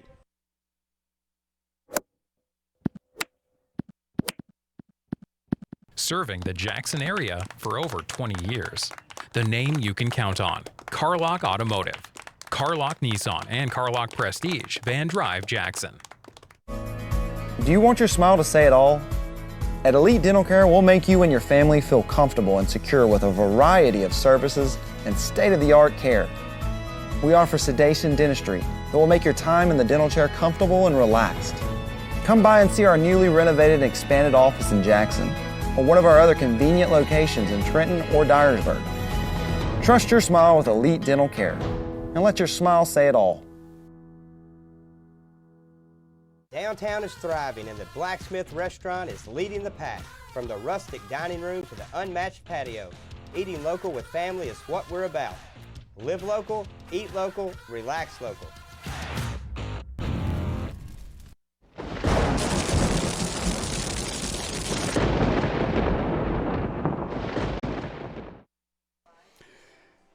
Going to the top of the 7th, Preston Ford's 2-run homer in the bottom of the 6th has tied this one up at 3. So the fans are hanging in there hoping for some final inning heroics, and we've got a new pitcher in for the Rockabillys as Hearn went 6 innings. He's also off the hook, so the 2 starting pitchers will not figure in the decision tonight. And Avery Hastings is your new pitcher from Memphis. He goes down to Rollins College in Florida.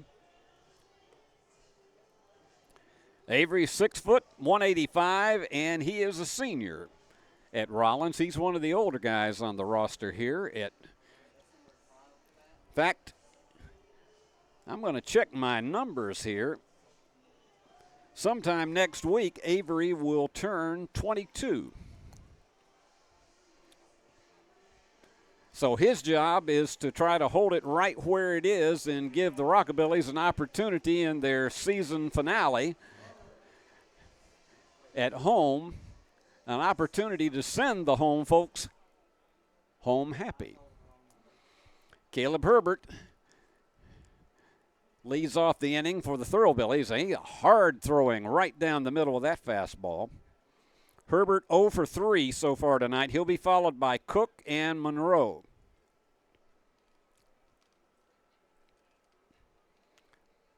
And that one just got away from him almost from the minute he released it. 1 ball, 1 strike.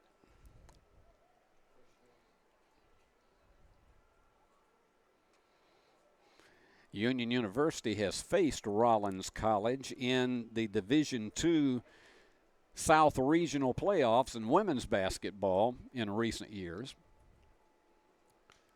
And he's sort of a sidewinder on that one, and that one goes way foul over into the turf beyond the stands. He got a lot on that one.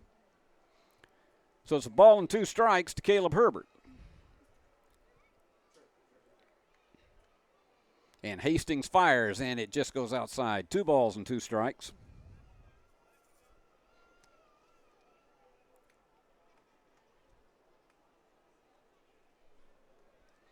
Avery delivers. In there for strike 3. Caught the inside corner. That's the second strikeout of the evening for Rockabilly's pitching. And Hastings first. Jackson Cook, the catcher. Tonight he's 1 for 1. And ground ball foul.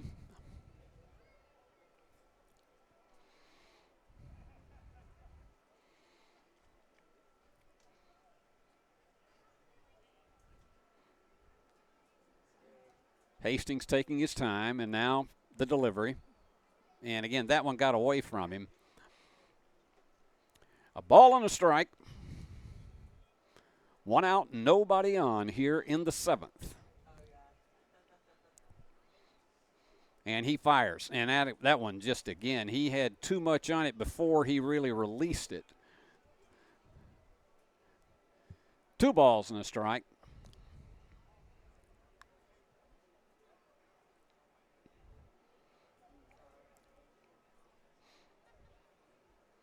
Takes a lot of time between his pitches. Here's the 2-1. And the sidewinder has it to get away from the catcher again. 3 balls and a strike.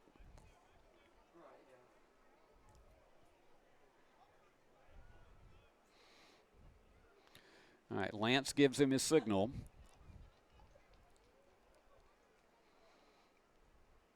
And the 3-1. Got it. On the corner, 3 balls and 2 strikes. So big payoff pitch for Avery Hastings.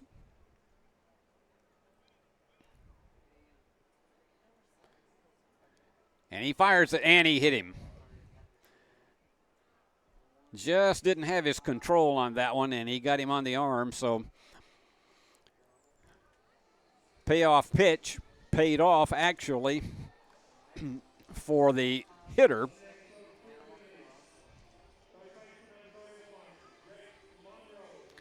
And here comes Jake Monroe, the third baseman.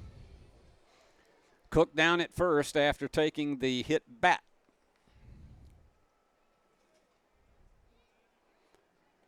And that one's outside for a ball. Got to be careful with his control here because he had a couple to get away from the catcher with nobody on.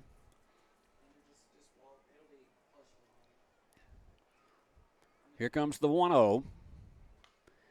Right down the middle, and he's fouling it out of play. Those folks have been very busy over there by the jukebox area tonight. There have been tons of foul balls in their direction. Hastings with the 1-1. High for ball 2.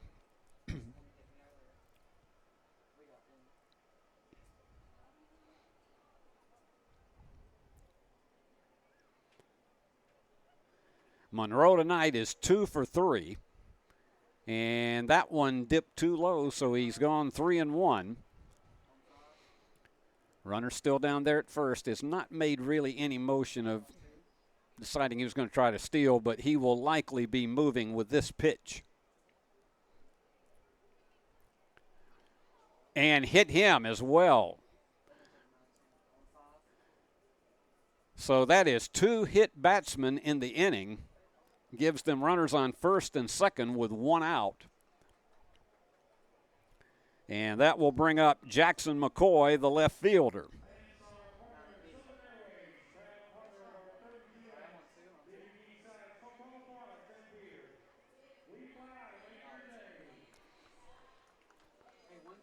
And they're going to take out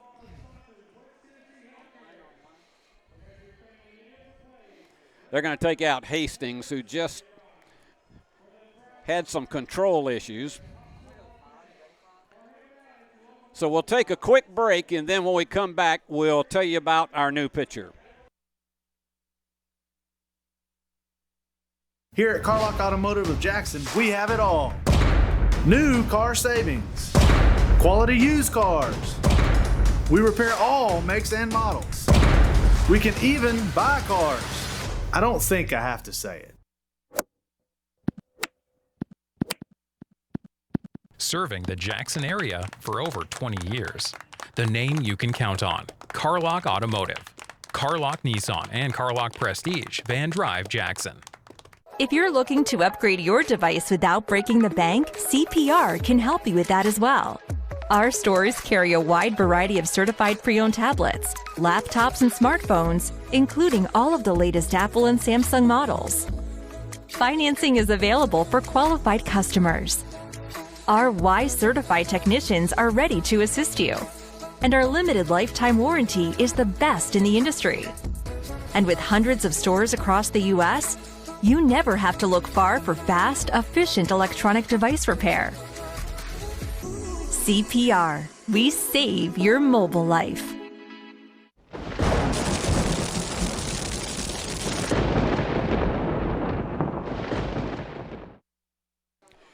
Your new pitcher is Peyton Charles from Southwest Tennessee Community College in Memphis. He comes in with 1 out but 2 men on first and second. They will be the responsibility of Hastings.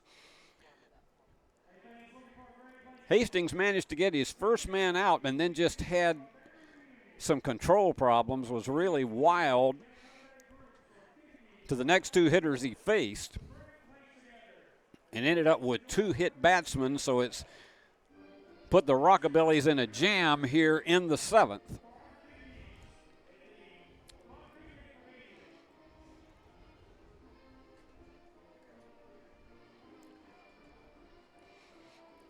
Taking his warm-up tosses.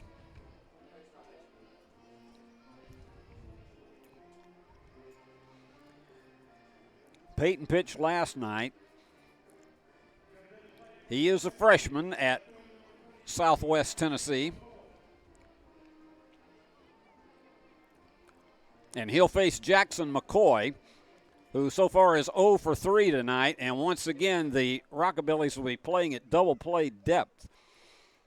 They would love to get one to get out of this inning.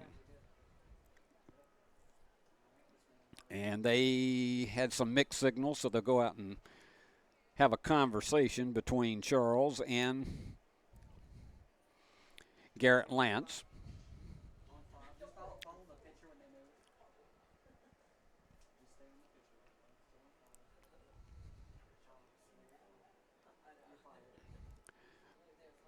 Now you've got their signal straight now, and so he goes back to the mound. We are in the 7th, all tied up at 3.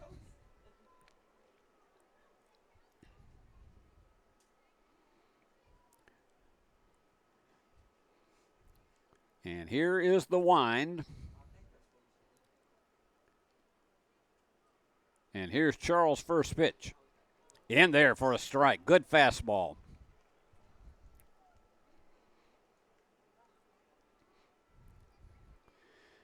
Peyton from Buchanan, Tennessee.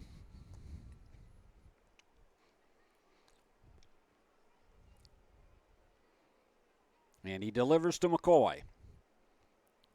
Bit low, ball and strike, 1 out and 2 on.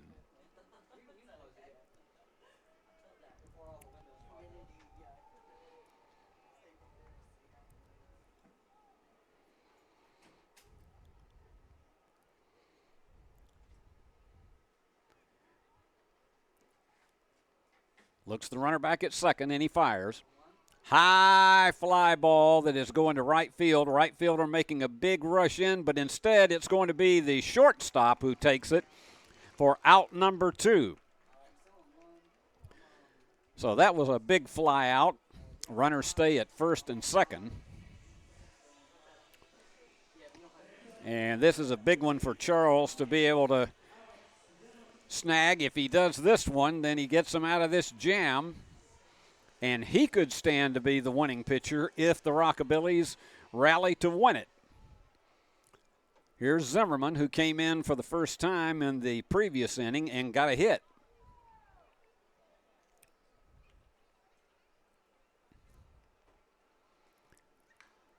And there's a drive, but it's going to go right to the left fielder for out number 3, and Peyton Charles does his job. So there were no runs on no hits. They did have 2 hit batsmen, no errors, and 2 men left on base. We go to the bottom half of the 7th. It's 7th inning stretch time. We're all tied up at 3. The Ball Game Blitz Sports Network by Worthy Road Studios. With over 750,000 views in 2022, we are where you need to advertise. Please subscribe to our Worthy Road Studios YouTube channel and join the other 4,000 subscribers watching local sports. The Jackson Rockabillys, Union and Bethel Universities, USJ, TCA, JCS, and Peabody. Our multi-camera broadcasts include slow motion instant replay, on-screen scoreboard and graphics, and professional announcers. Thanks to the sponsors who make it all possible. Ball Game Blitz Sports Network by Worthy Road Studios, the premier sports broadcast network in West Tennessee. Here at Carlock Automotive of Jackson, we have it all. New car savings. Quality used cars. We repair all makes and models. We can even buy cars. I don't think I have to say it.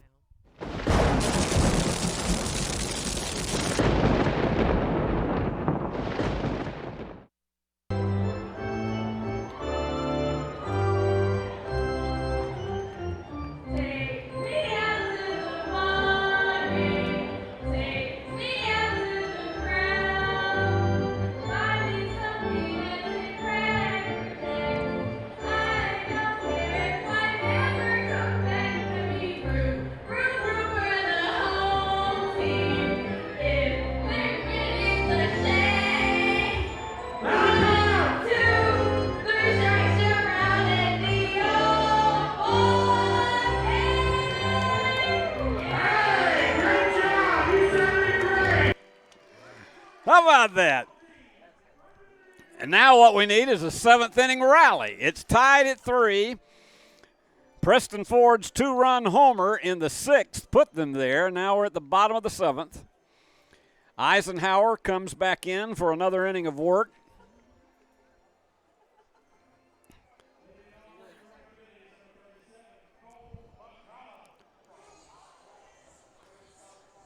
And stepping in to hit as a pinch hitter is Cole McCallum from Walter State Community College. And it's outside for a ball.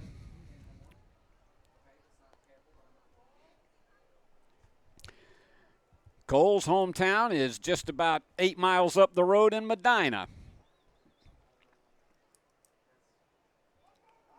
And when I moved here 33 years ago, I never thought I would see some of the fast food places and to see a high school, an elementary school, and a middle school in Medina. But we've got it now.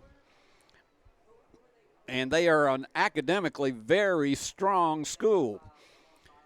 Well, he hit him, so he is going down to first. So Cole comes in and literally does his job, and that's to get on. Here's Separullo. He's 0 for 3 tonight. He's had a good job. He's done a good job in the field. Now we can just get him to get on here as he faces Eisenhower. Again, it's lefty against lefty. And he's going to try to bunt it. And that one does not do the job. It just rolls foul. He was trying to get that runner over to second. If that thing had stayed fair, I don't think there's a way in the world the third baseman could have made the play.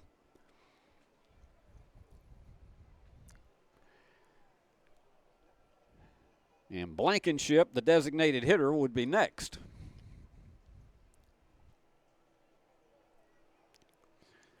And he's going to change his bat.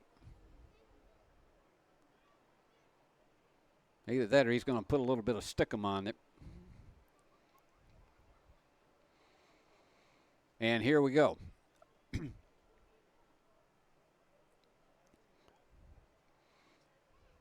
Stands back in with a count of no balls and 1 strike. Nobody out, runner on first. And the pitch. That's low. He took about a half swing at it, but it's a ball. Ball and a strike.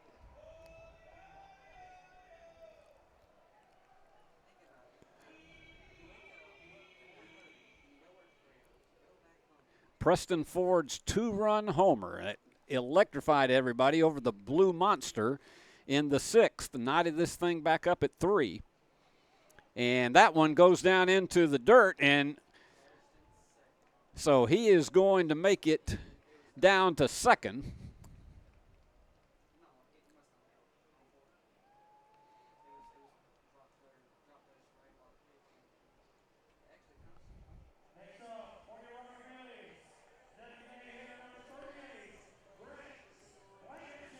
Blankenship stands in now. 1 out. But the runner managed to move to second on that pass ball.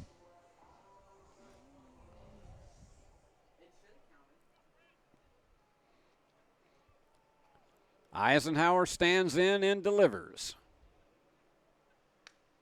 And there goes one, and it is going into, as he called that, a foul ball. I love the way that guy is pointing at his head. I wonder if his wife would have done that for him if he hadn't. No balls and a strike and 1 out. That just missed being a double down the left field line.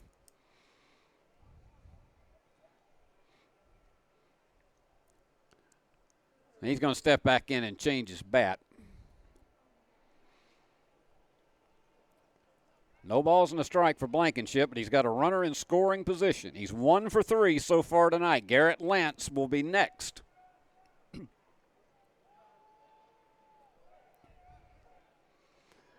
Eisenhower, after a long wait, delivers. And there's a high fly ball, and it's going to drop.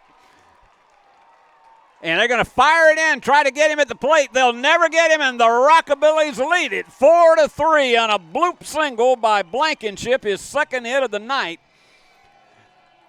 And that brings in McCallum, who reached base on as a hit batsman. There you go. Now look at it. It just drops in between the second baseman and the center fielder. They had no chance at it whatsoever, and they had no chance to get the runner.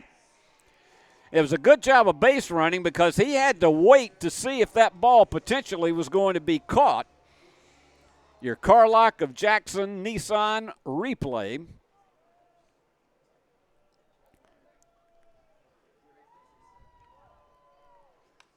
And here we go. There's a ground ball. It's going to get into right field for a base hit. Runners on first and second now for the Rockabillys, and they are getting a rhythm here in the seventh now that they've taken the lead at 4-3. Garrett Lance with his second hit of the night. And here comes Okins, the left fielder. And Kevin is 0 for 2 tonight, but he's got an opportunity to break this one open a bit. And they're going to have a meeting of the minds on the mound. And it looks like they're going to take out Blankenship. Pardon me, they're going to take out Eisenhower, who gave up what is the leading run in the game right now. So we're going to have this call for the bullpen, and then we'll come back and tell you about our new pitcher. Downtown is thriving, and the Blacksmith Restaurant is leading the pack. From the rustic dining room to the unmatched patio, eating local with family is what we're about. Live local, eat local, relax local.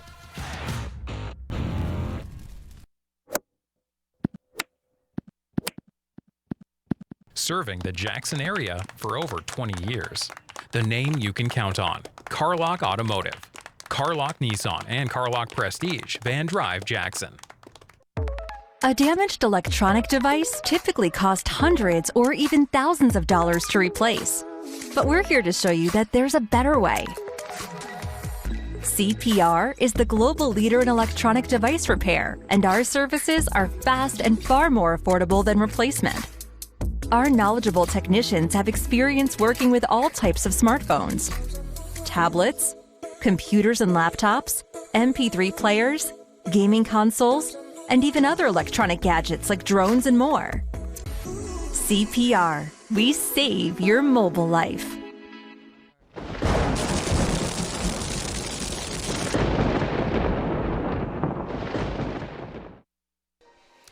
Your new pitcher for the Thrillbillies is Ben Vaughn from Frontier Community College.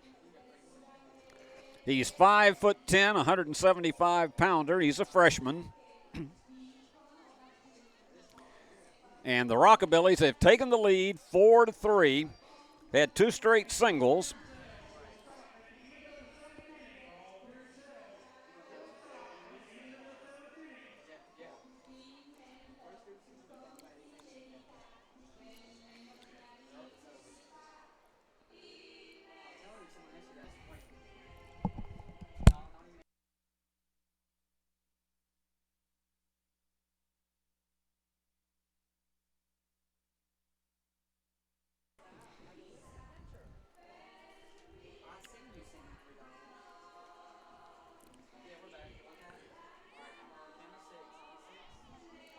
There you go. He's happy tonight. It's a good night in Jackson, and the Rockabillys are leading 4-3. And stepping in is the guy who had the big heroics earlier in the game. It's a 4-3 Rockabillys lead, and Vaughn with his first pitch, and he got around on it for strike one. Oakins is 0 for 2. Eisenhower would stand to be the losing pitcher if this holds up. And that's way high, ball one. Rockabillys with runners on first and second.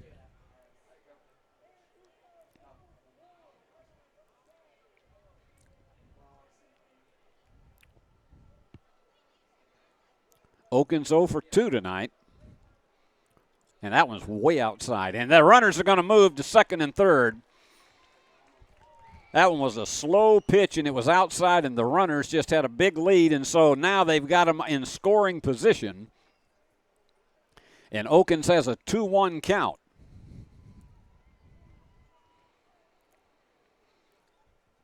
So in the 6th and 7th, Rockabillys have taken control. That one's way high for ball 3. So you put him on, and we are jammed. Vaughn delivers the 3-1, and that one's fouled back to the cushion. 3 balls and 2 strikes. You've taken the double play option away from them with that outside pitch that allowed the runners to advance. And here comes the payoff. Outside, ball 4, so the bases are loaded for the Rockabillys. And here comes the guy that tied this game back in the 6th inning, Preston Ford, with a 2-run homer over the Blue Monster.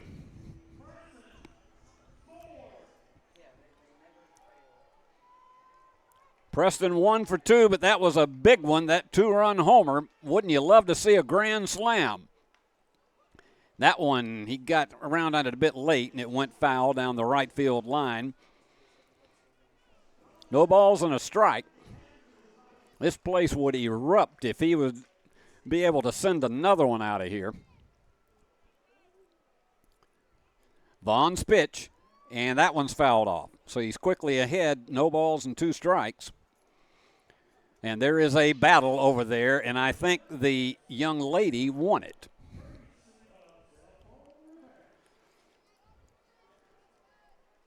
So he's well ahead of him with the bases loaded. And here's the pitch. And that's foul back.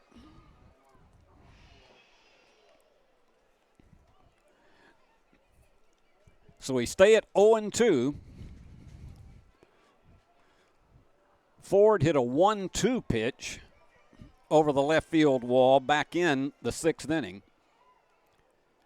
He fires it. It's outside. Ball and 2 strikes. Tried to get him to chase one.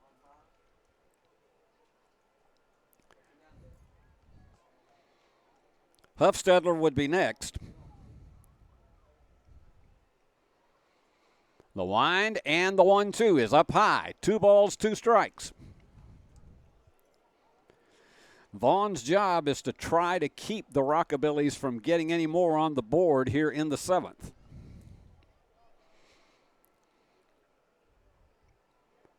And here is the 2-2. Up high. He's gone full. 3-2 after getting ahead 0-2.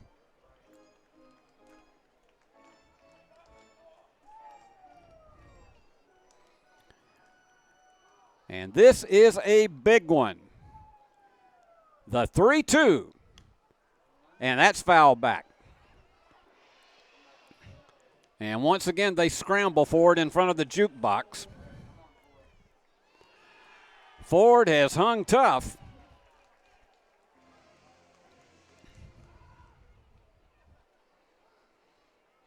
We got 1 out in the 7th.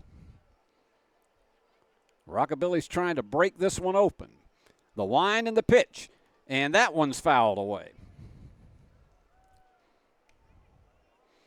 Love to get Huffstetler, Buca, and get Bell back up again.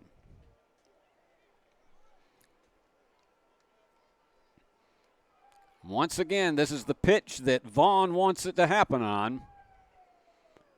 And he fires. And that's fouled off again. I think that's about 5 of them now for Preston. He's still waiting for the one he wants because he would love to park one out and clear these bases.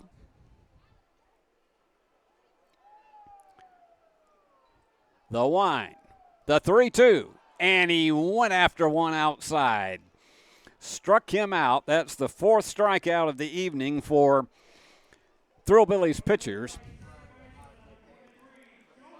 And I can tell that Preston is very frustrated of it himself because that would have been ball 4. So here's Huffstetler batting left-handed against the right-handed Vaughn. You could park one over there in right field and clear these bases. Huffstetler 1 for 3. That's in there for strike 1.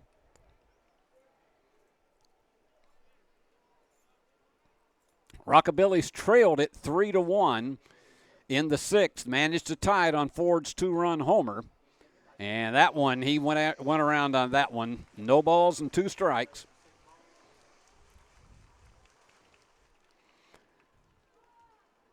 If Vaughn gets him here, he gets out of a big jam. And there's a high fly ball to right field, but the right fielder is under it. He had to go about 10 steps and manages to snag it and snuff out the rally. But the Rockabillys managed to get 1 run on 2 hits. They had a hit batsman, no errors, and they left the bases stranded. So, at the end of 7, Rockabillys lead it now 4-3.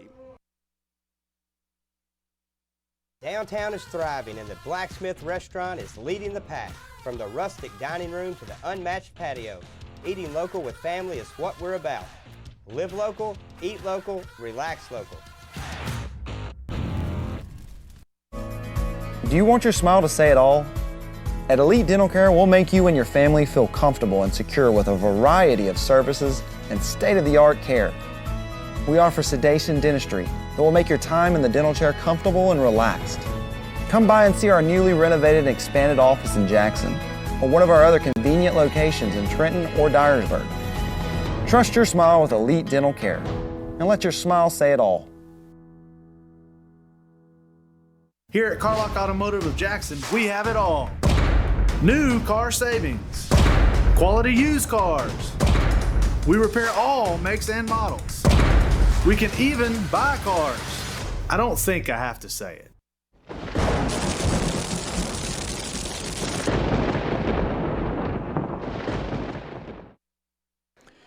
Well, we're going now to the top half of the 8th, and for Peyton Charles, it's his opportunity to guide this one home in the final 2 innings.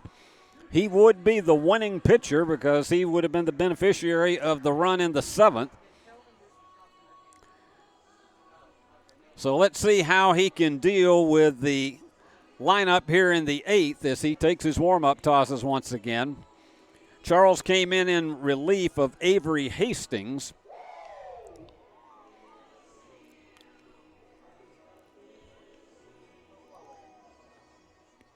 The first 6 innings, Jack Hearn hurled for the Rockabillys.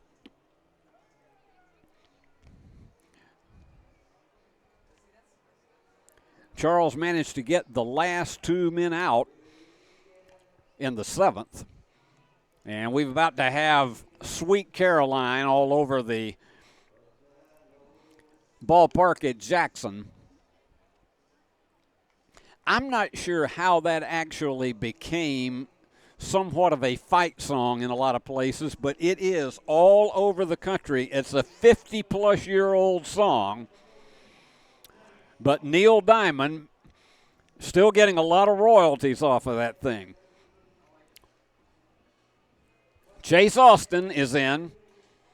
He's 0 for 2 tonight. He'll be followed by Griffin and Rawls.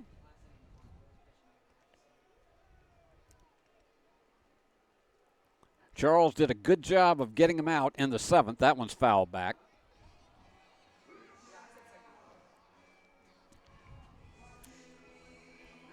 Now they're going to get the crowd into it. They decided to hold off on it. Frustrated the fans because they cut the music off. That's high for a ball. Here they go.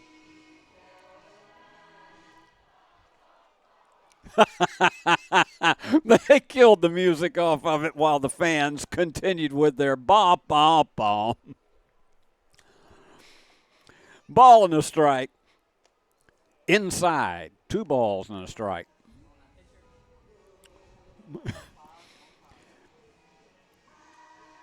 This is like what they used to do with the old mystery records contest back in radio in the years past.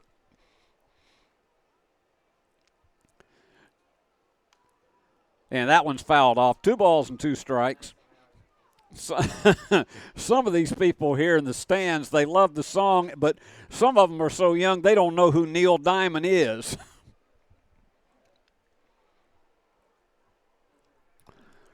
Two balls and 2 strikes to Austin, and the pitch went down in the dirt.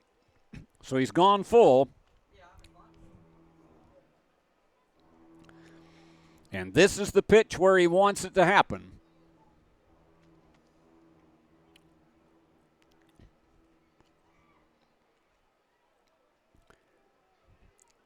And Austin delivers the payoff pitch. And he walked him. Umpire says no. The catcher somewhat had a quizzical look on his face, but the umpire said no. He missed the plate. So here's Josh Griffin, the second baseman, who was 0 for 3. And Rockabilly's again will be in double play depth.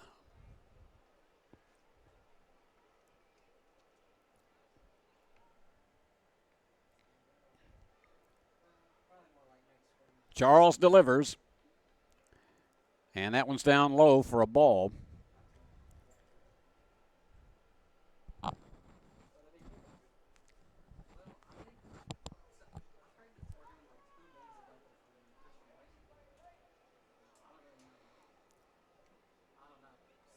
Taking a lot of time between pitches.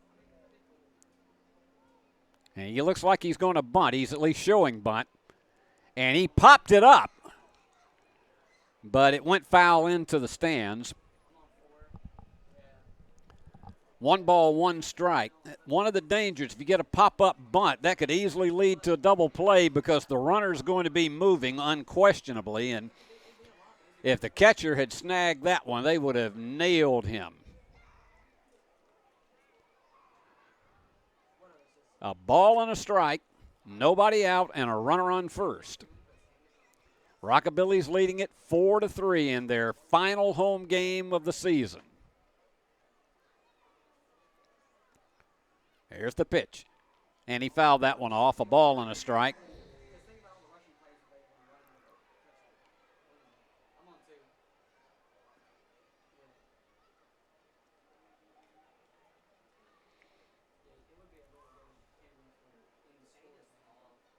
Taking his time between pitches again. He worked a lot faster in the 7th. And here comes the 1-2.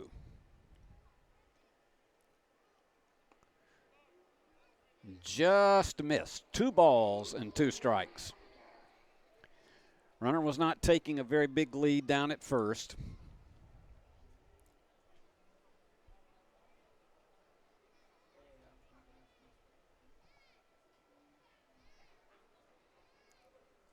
Top of the 8th here at the ballpark in Jackson.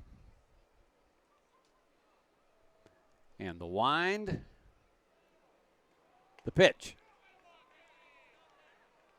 And he missed that one. 3 balls and 2 strikes.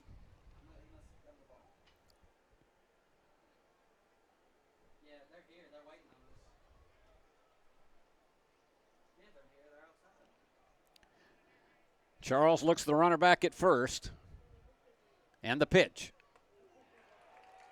And he got him. Third strikeout of the night for Rockabilly's pitching.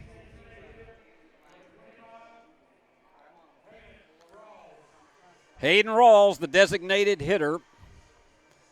1 out, runner on first. Rockabilly's clinging to this 4-3 lead. Rawls 0 for 3 tonight. If they don't get a double play, then Wilson, back at the top of the order, would be next.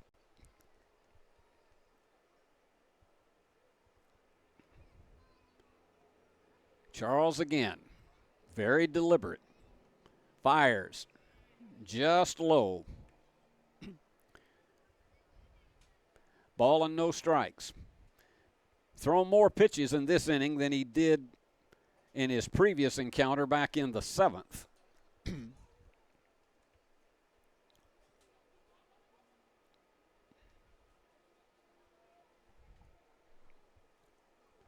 And he fires it and went around on that one. A ball and a strike.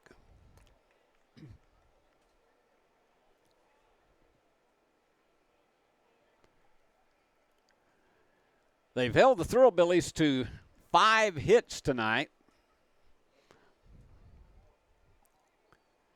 Rockabillies have 7. Fires it. He got him around to that good fastball. Ball and 2 strikes.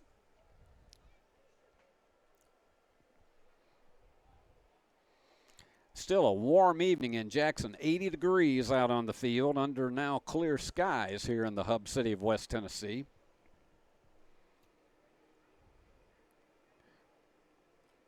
And here is the wind and the 1-2. Up high, 2 balls, 2 strikes. Runner goes back to first.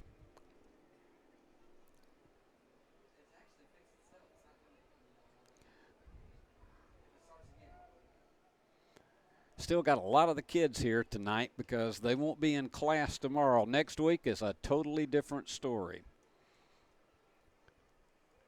And here's the 2-2. Fouled it off. And once again, they scramble over by the first aid area for that one. Well, these kids, whoever gets the souvenirs, they love to go home, and then the next day they got to tell everybody what they got at the ballpark. And here we go, the 2-2.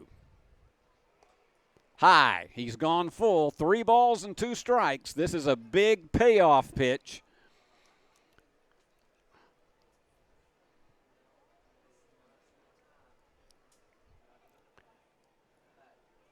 And Rawls stands back in.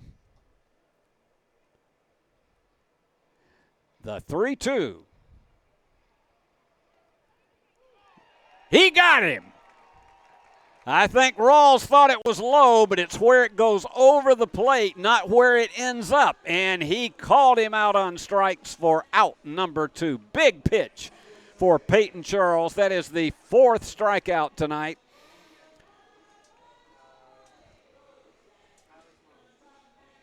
Alex Wilson is 1 for 3.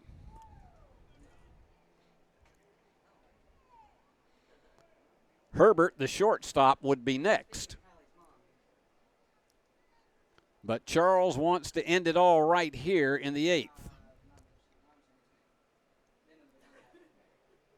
And he fires low. Ball 1.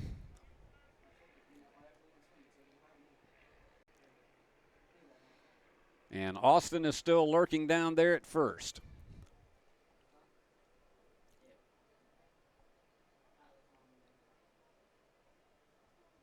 Charles with the 1-0. And it gets away, and the runner is going to go into scoring position.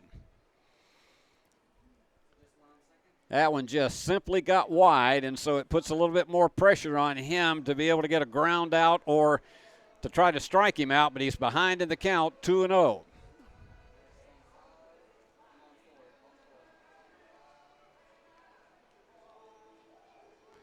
As we strike up on the strains of that John Denver classic, Thank God I'm a Country Boy.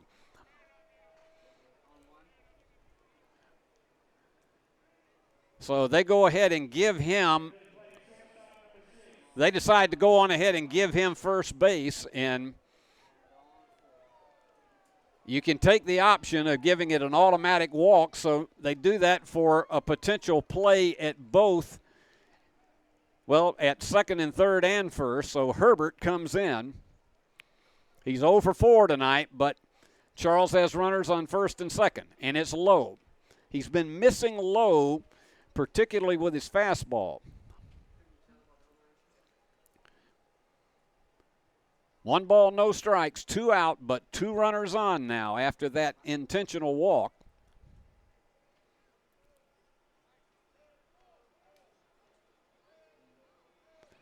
And the runner asked for, the hitter asked for time. I'm hearing some Ric Flair woos all across the stadium here tonight. And the pitch. That's in there for a strike. 1 ball, 1 strike.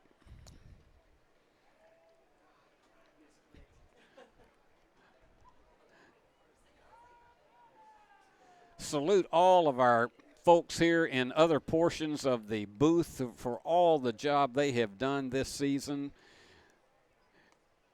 And there you go. You went after one that was outside. A ball and 2 strikes. This is a big, big pitch for Charles and for the Rockabillys. Charles gets him, then they're 3 outs away from taking a victory home. The wind, the 1-2. And he got him. Charles with his 4th strikeout of the night, 5 strikeouts overall for Rockabilly's pitching. And so, after a threat, it was no runs on 2 walks, no errors, and 2 men left on base. So we have completed 7.5, and the Rockabillys still lead it 4-3. Do you want your smile to say it all? At Elite Dental Care, we'll make you and your family feel comfortable and secure with a variety of services and state-of-the-art care. We offer sedation dentistry that will make your time in the dental chair comfortable and relaxed. Come by and see our newly renovated and expanded office in Jackson, or one of our other convenient locations in Trenton or Dyersburg. Trust your smile with Elite Dental Care, and let your smile say it all. Downtown is thriving, and the Blacksmith Restaurant is leading the pack. From the rustic dining room to the unmatched patio, eating local with family is what we're about. Live local, eat local, relax local.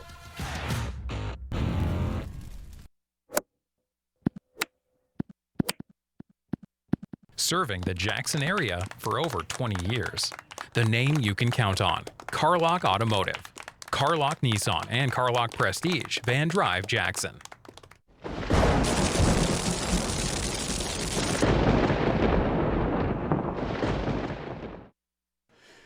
We go now to the bottom half of the 8th inning. Rockabilly's holding on to that tenuous 4-3 lead. But they had a strong 6th and 7th.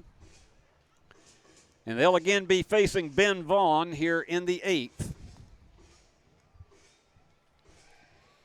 And if Charles stays in, he has an opportunity to get the victory with a strong 9th inning. But Rockabilly is looking for insurance runs here. And we'll go to the bottom of the order for Matt Buca, the second baseman, who is 1 for 1 tonight. He's actually been on base 3 times. And the pitch, way high for a ball. He'll be followed by Bell and McCallum. The 1-0. That's in there for a strike. There you go. It's their last opportunity to be on television this season. And that one's up high. 2 balls and a strike.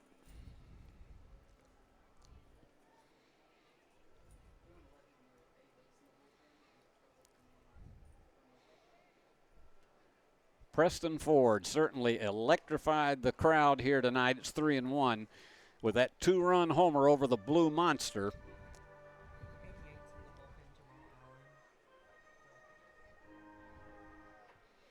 And here's the pitch.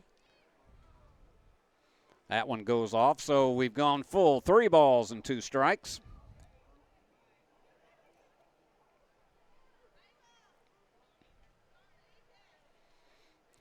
And warming up in the bullpen for the Rockabillys is Jamal Allen. And the pitch inside, and so he gets a free pass down to first. So Buca gets it started with a walk here in the 8th. And Michael Bell, the center fielder,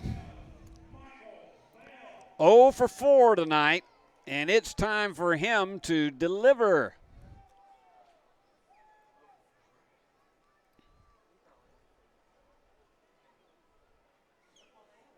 The young man from Medina, outside runner, thought about going, but he goes back. Ball and no strikes.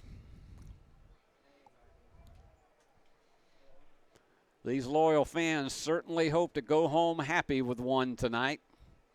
And he was showing bunt, but it was no worries on that one because that one was almost into the bleachers. 2 balls and no strikes, and they're going to come out and try to settle him down.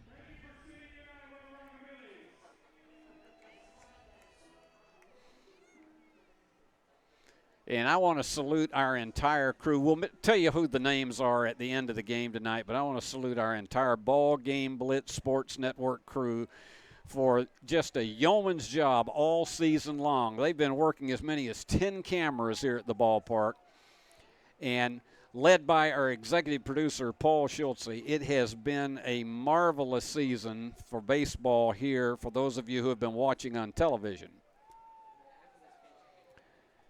1-1 count to Bell. And ground ball, and it goes to the second baseman and to first. Double play. It was a sharply hit ball. There he is down in the bullpen.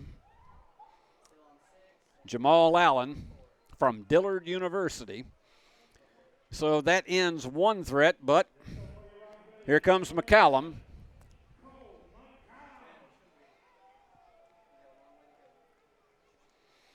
And again, another one of the guys from Medina on this ball club. The wind and the pitch is low and outside for ball 1.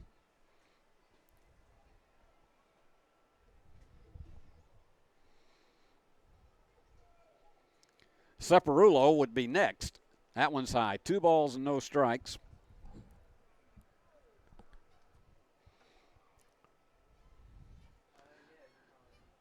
Vaughn cannot be the losing pitcher in this game if it stays like this. And he went around on that for strike 1. Eisenhower, who gave up run number 4, would be the losing pitcher for the Thrillbillies. But I know the Rockabillys would still, even with 2 outs, like to get some kind of insurance. And he went around on that one. Good fastball. 2 balls and 2 strikes and 2 out with nobody on.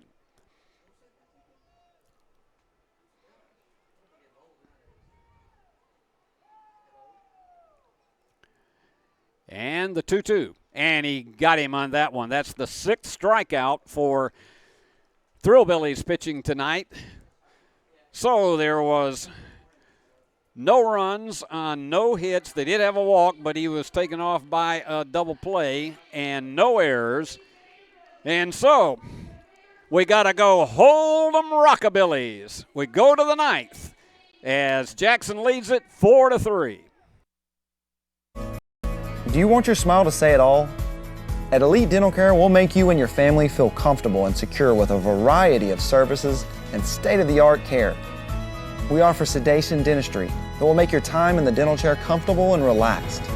Come by and see our newly renovated and expanded office in Jackson or one of our other convenient locations in Trenton or Dyersburg. Trust your smile with Elite Dental Care and let your smile say it all. Downtown is thriving and the Blacksmith Restaurant is leading the pack. From the rustic dining room to the unmatched patio, eating local with family is what we're about. Live local, eat local, relax local. Here at Carlock Automotive of Jackson, we have it all. New car savings, quality used cars. We repair all makes and models. We can even buy cars. I don't think I have to say it.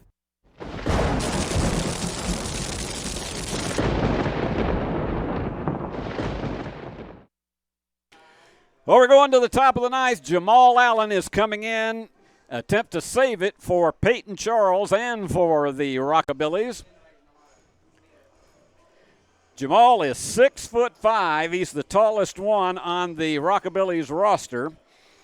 He's a junior at Dillard University.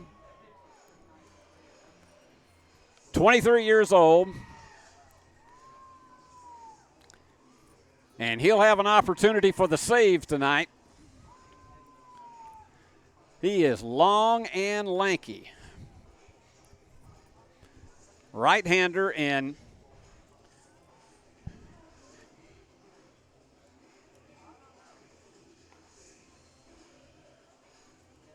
that 7th and 8th inning was a big difference for the Rockabillys so far, and now they can send the home folks happy for a final time this season if they can hold them here in the 9th. And he's finishing up his warm-up tosses. And I was mentioning, again, in case we don't have a chance as we wind up tonight for the season, I want to salute. I have worked with, and Alexander Bitterling has as well, I have worked with this crew for many, many games and many different sports. And I think they've outdone themselves this season here at the ballpark in Jackson. And so my hat is off to great crew from Ball Game Blitz Sports Network, powered by Worthy Road Studios Productions.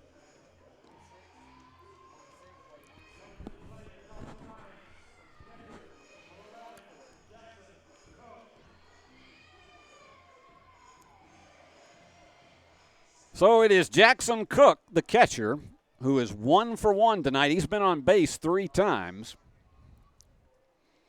Has an unusual stance. You can see right there.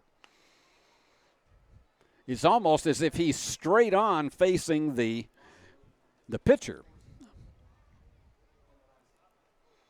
Ball and no strikes.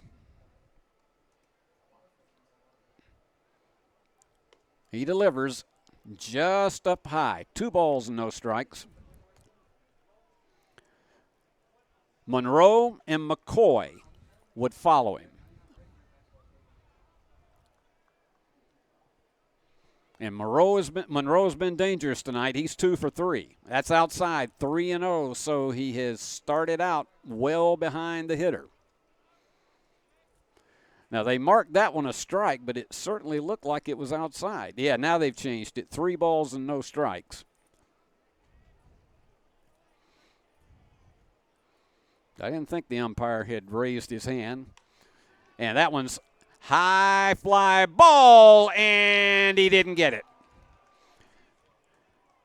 A diving opportunity for Michael Bell. He really tried to snag that one, but it just got away, and so the runner makes it on first with a single. Jake Monroe, the third baseman, 2 for 3 tonight.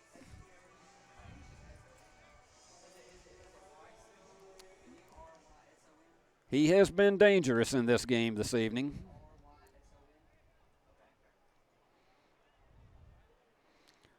He's got an RBI. He also got on base with a walk. And that one's out of play. No balls and a strike.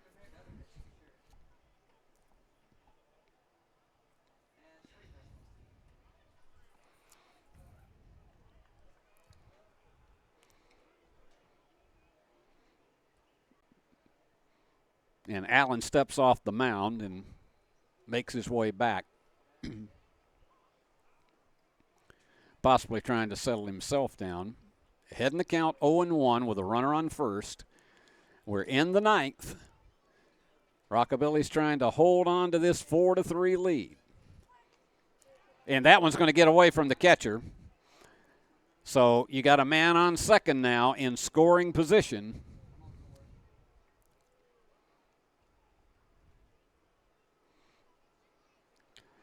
Charles worked 2 innings of relief.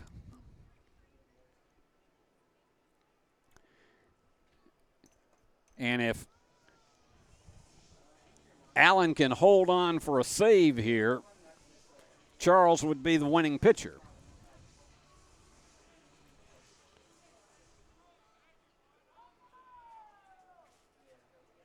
Allen, nobody out. Runner on second. The 1-1. Popped straight up. It's going to stay in the infield. Under it and takes it. McCallum nails it for out number. There he is, the executive producer of the Ball Game Blitz Sports Network, Paul Schultze. I'll talk to his agent about how much you'll be paid for that appearance tonight.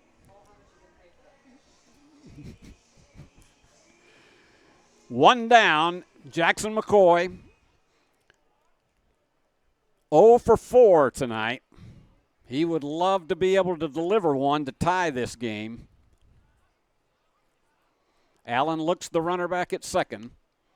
And that one's straight up, but it's going to be out of play. It's going to hit the screen. No balls and 1 strike.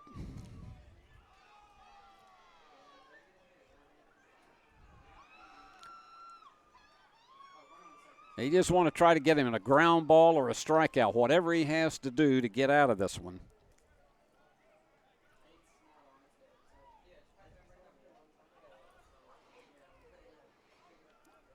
Allen,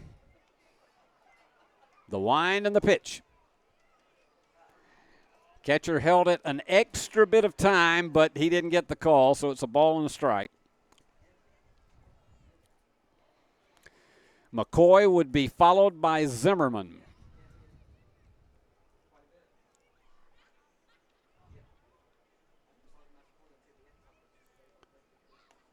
And that one's outside. 2 balls and 1 strike.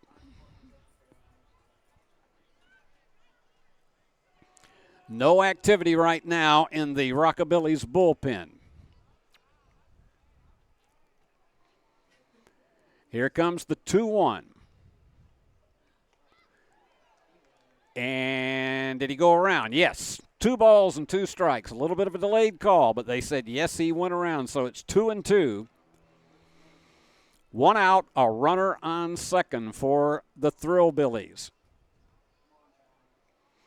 Jamal from Birmingham, Alabama. And here goes the 2-2. Popped up. Center fielder takes about 2 steps back. He's under it and takes it. And the runner's going to go for third and almost managed to get him, but he got in there. It's a sacrifice fly. So he's 90 feet away.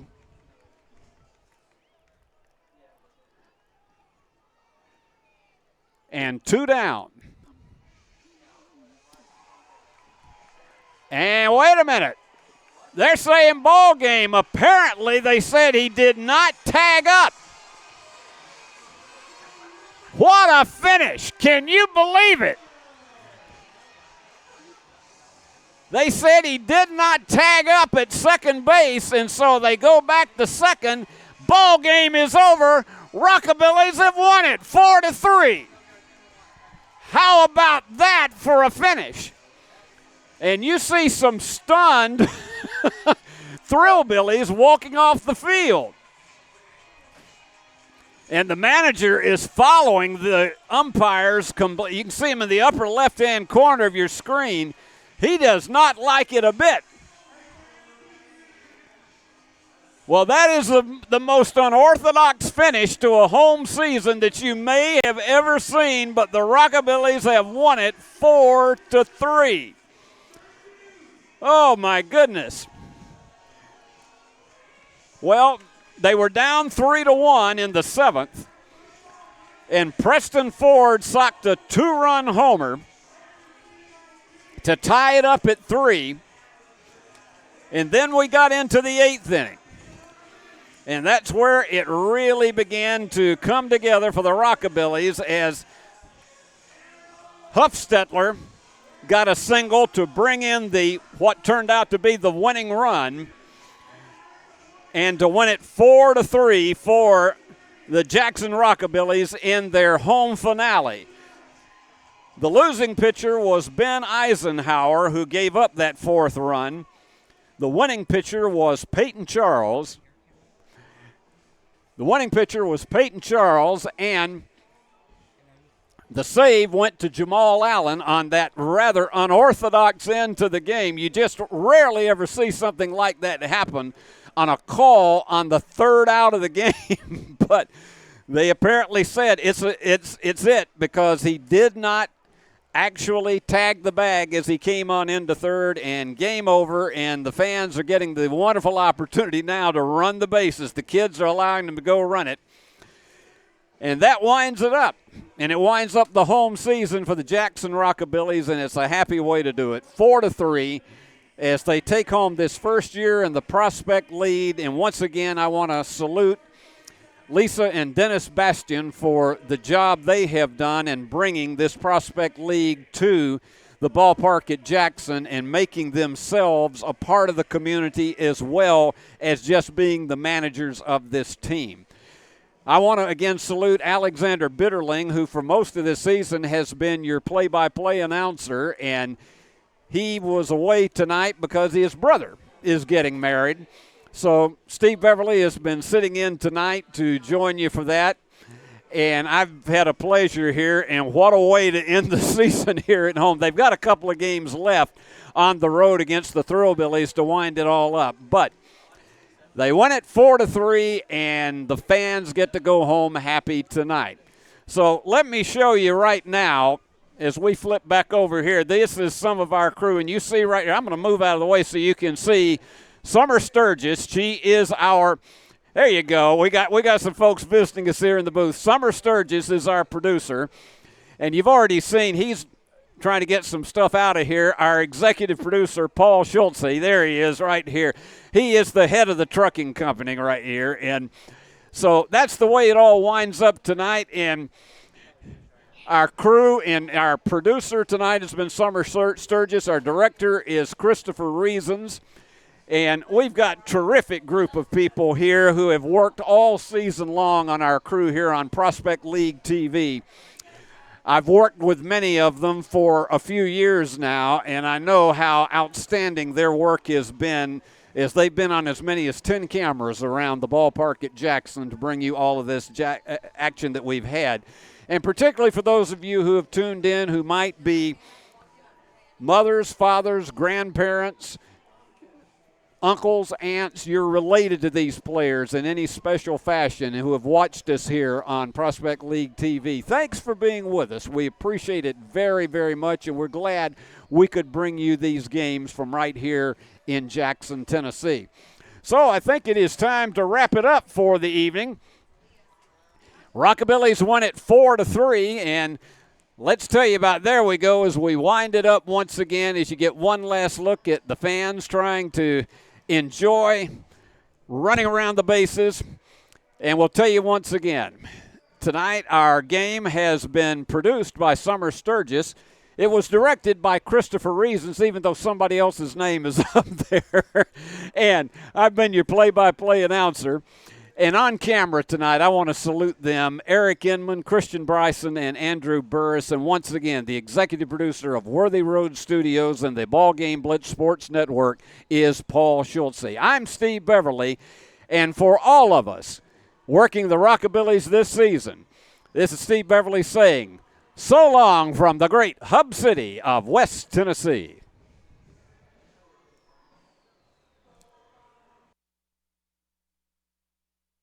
The Ball Game Blitz Sports Network by Worthy Road Studios. With over 750,000 views in 2022, we are where you need to advertise. Please subscribe to our Worthy Road Studios YouTube channel and join the other 4,000 subscribers watching local sports. The Jackson Rockabillys, Union and Bethel Universities, USJ, TCA, JCS, and Peabody. Our multi-camera broadcasts include slow motion instant replay, on-screen scoreboard and graphics, and professional announcers. Thanks to the sponsors who make it all possible. Ball Game Blitz Sports Network by Worthy Road Studios, the premier sports broadcast network in West Tennessee.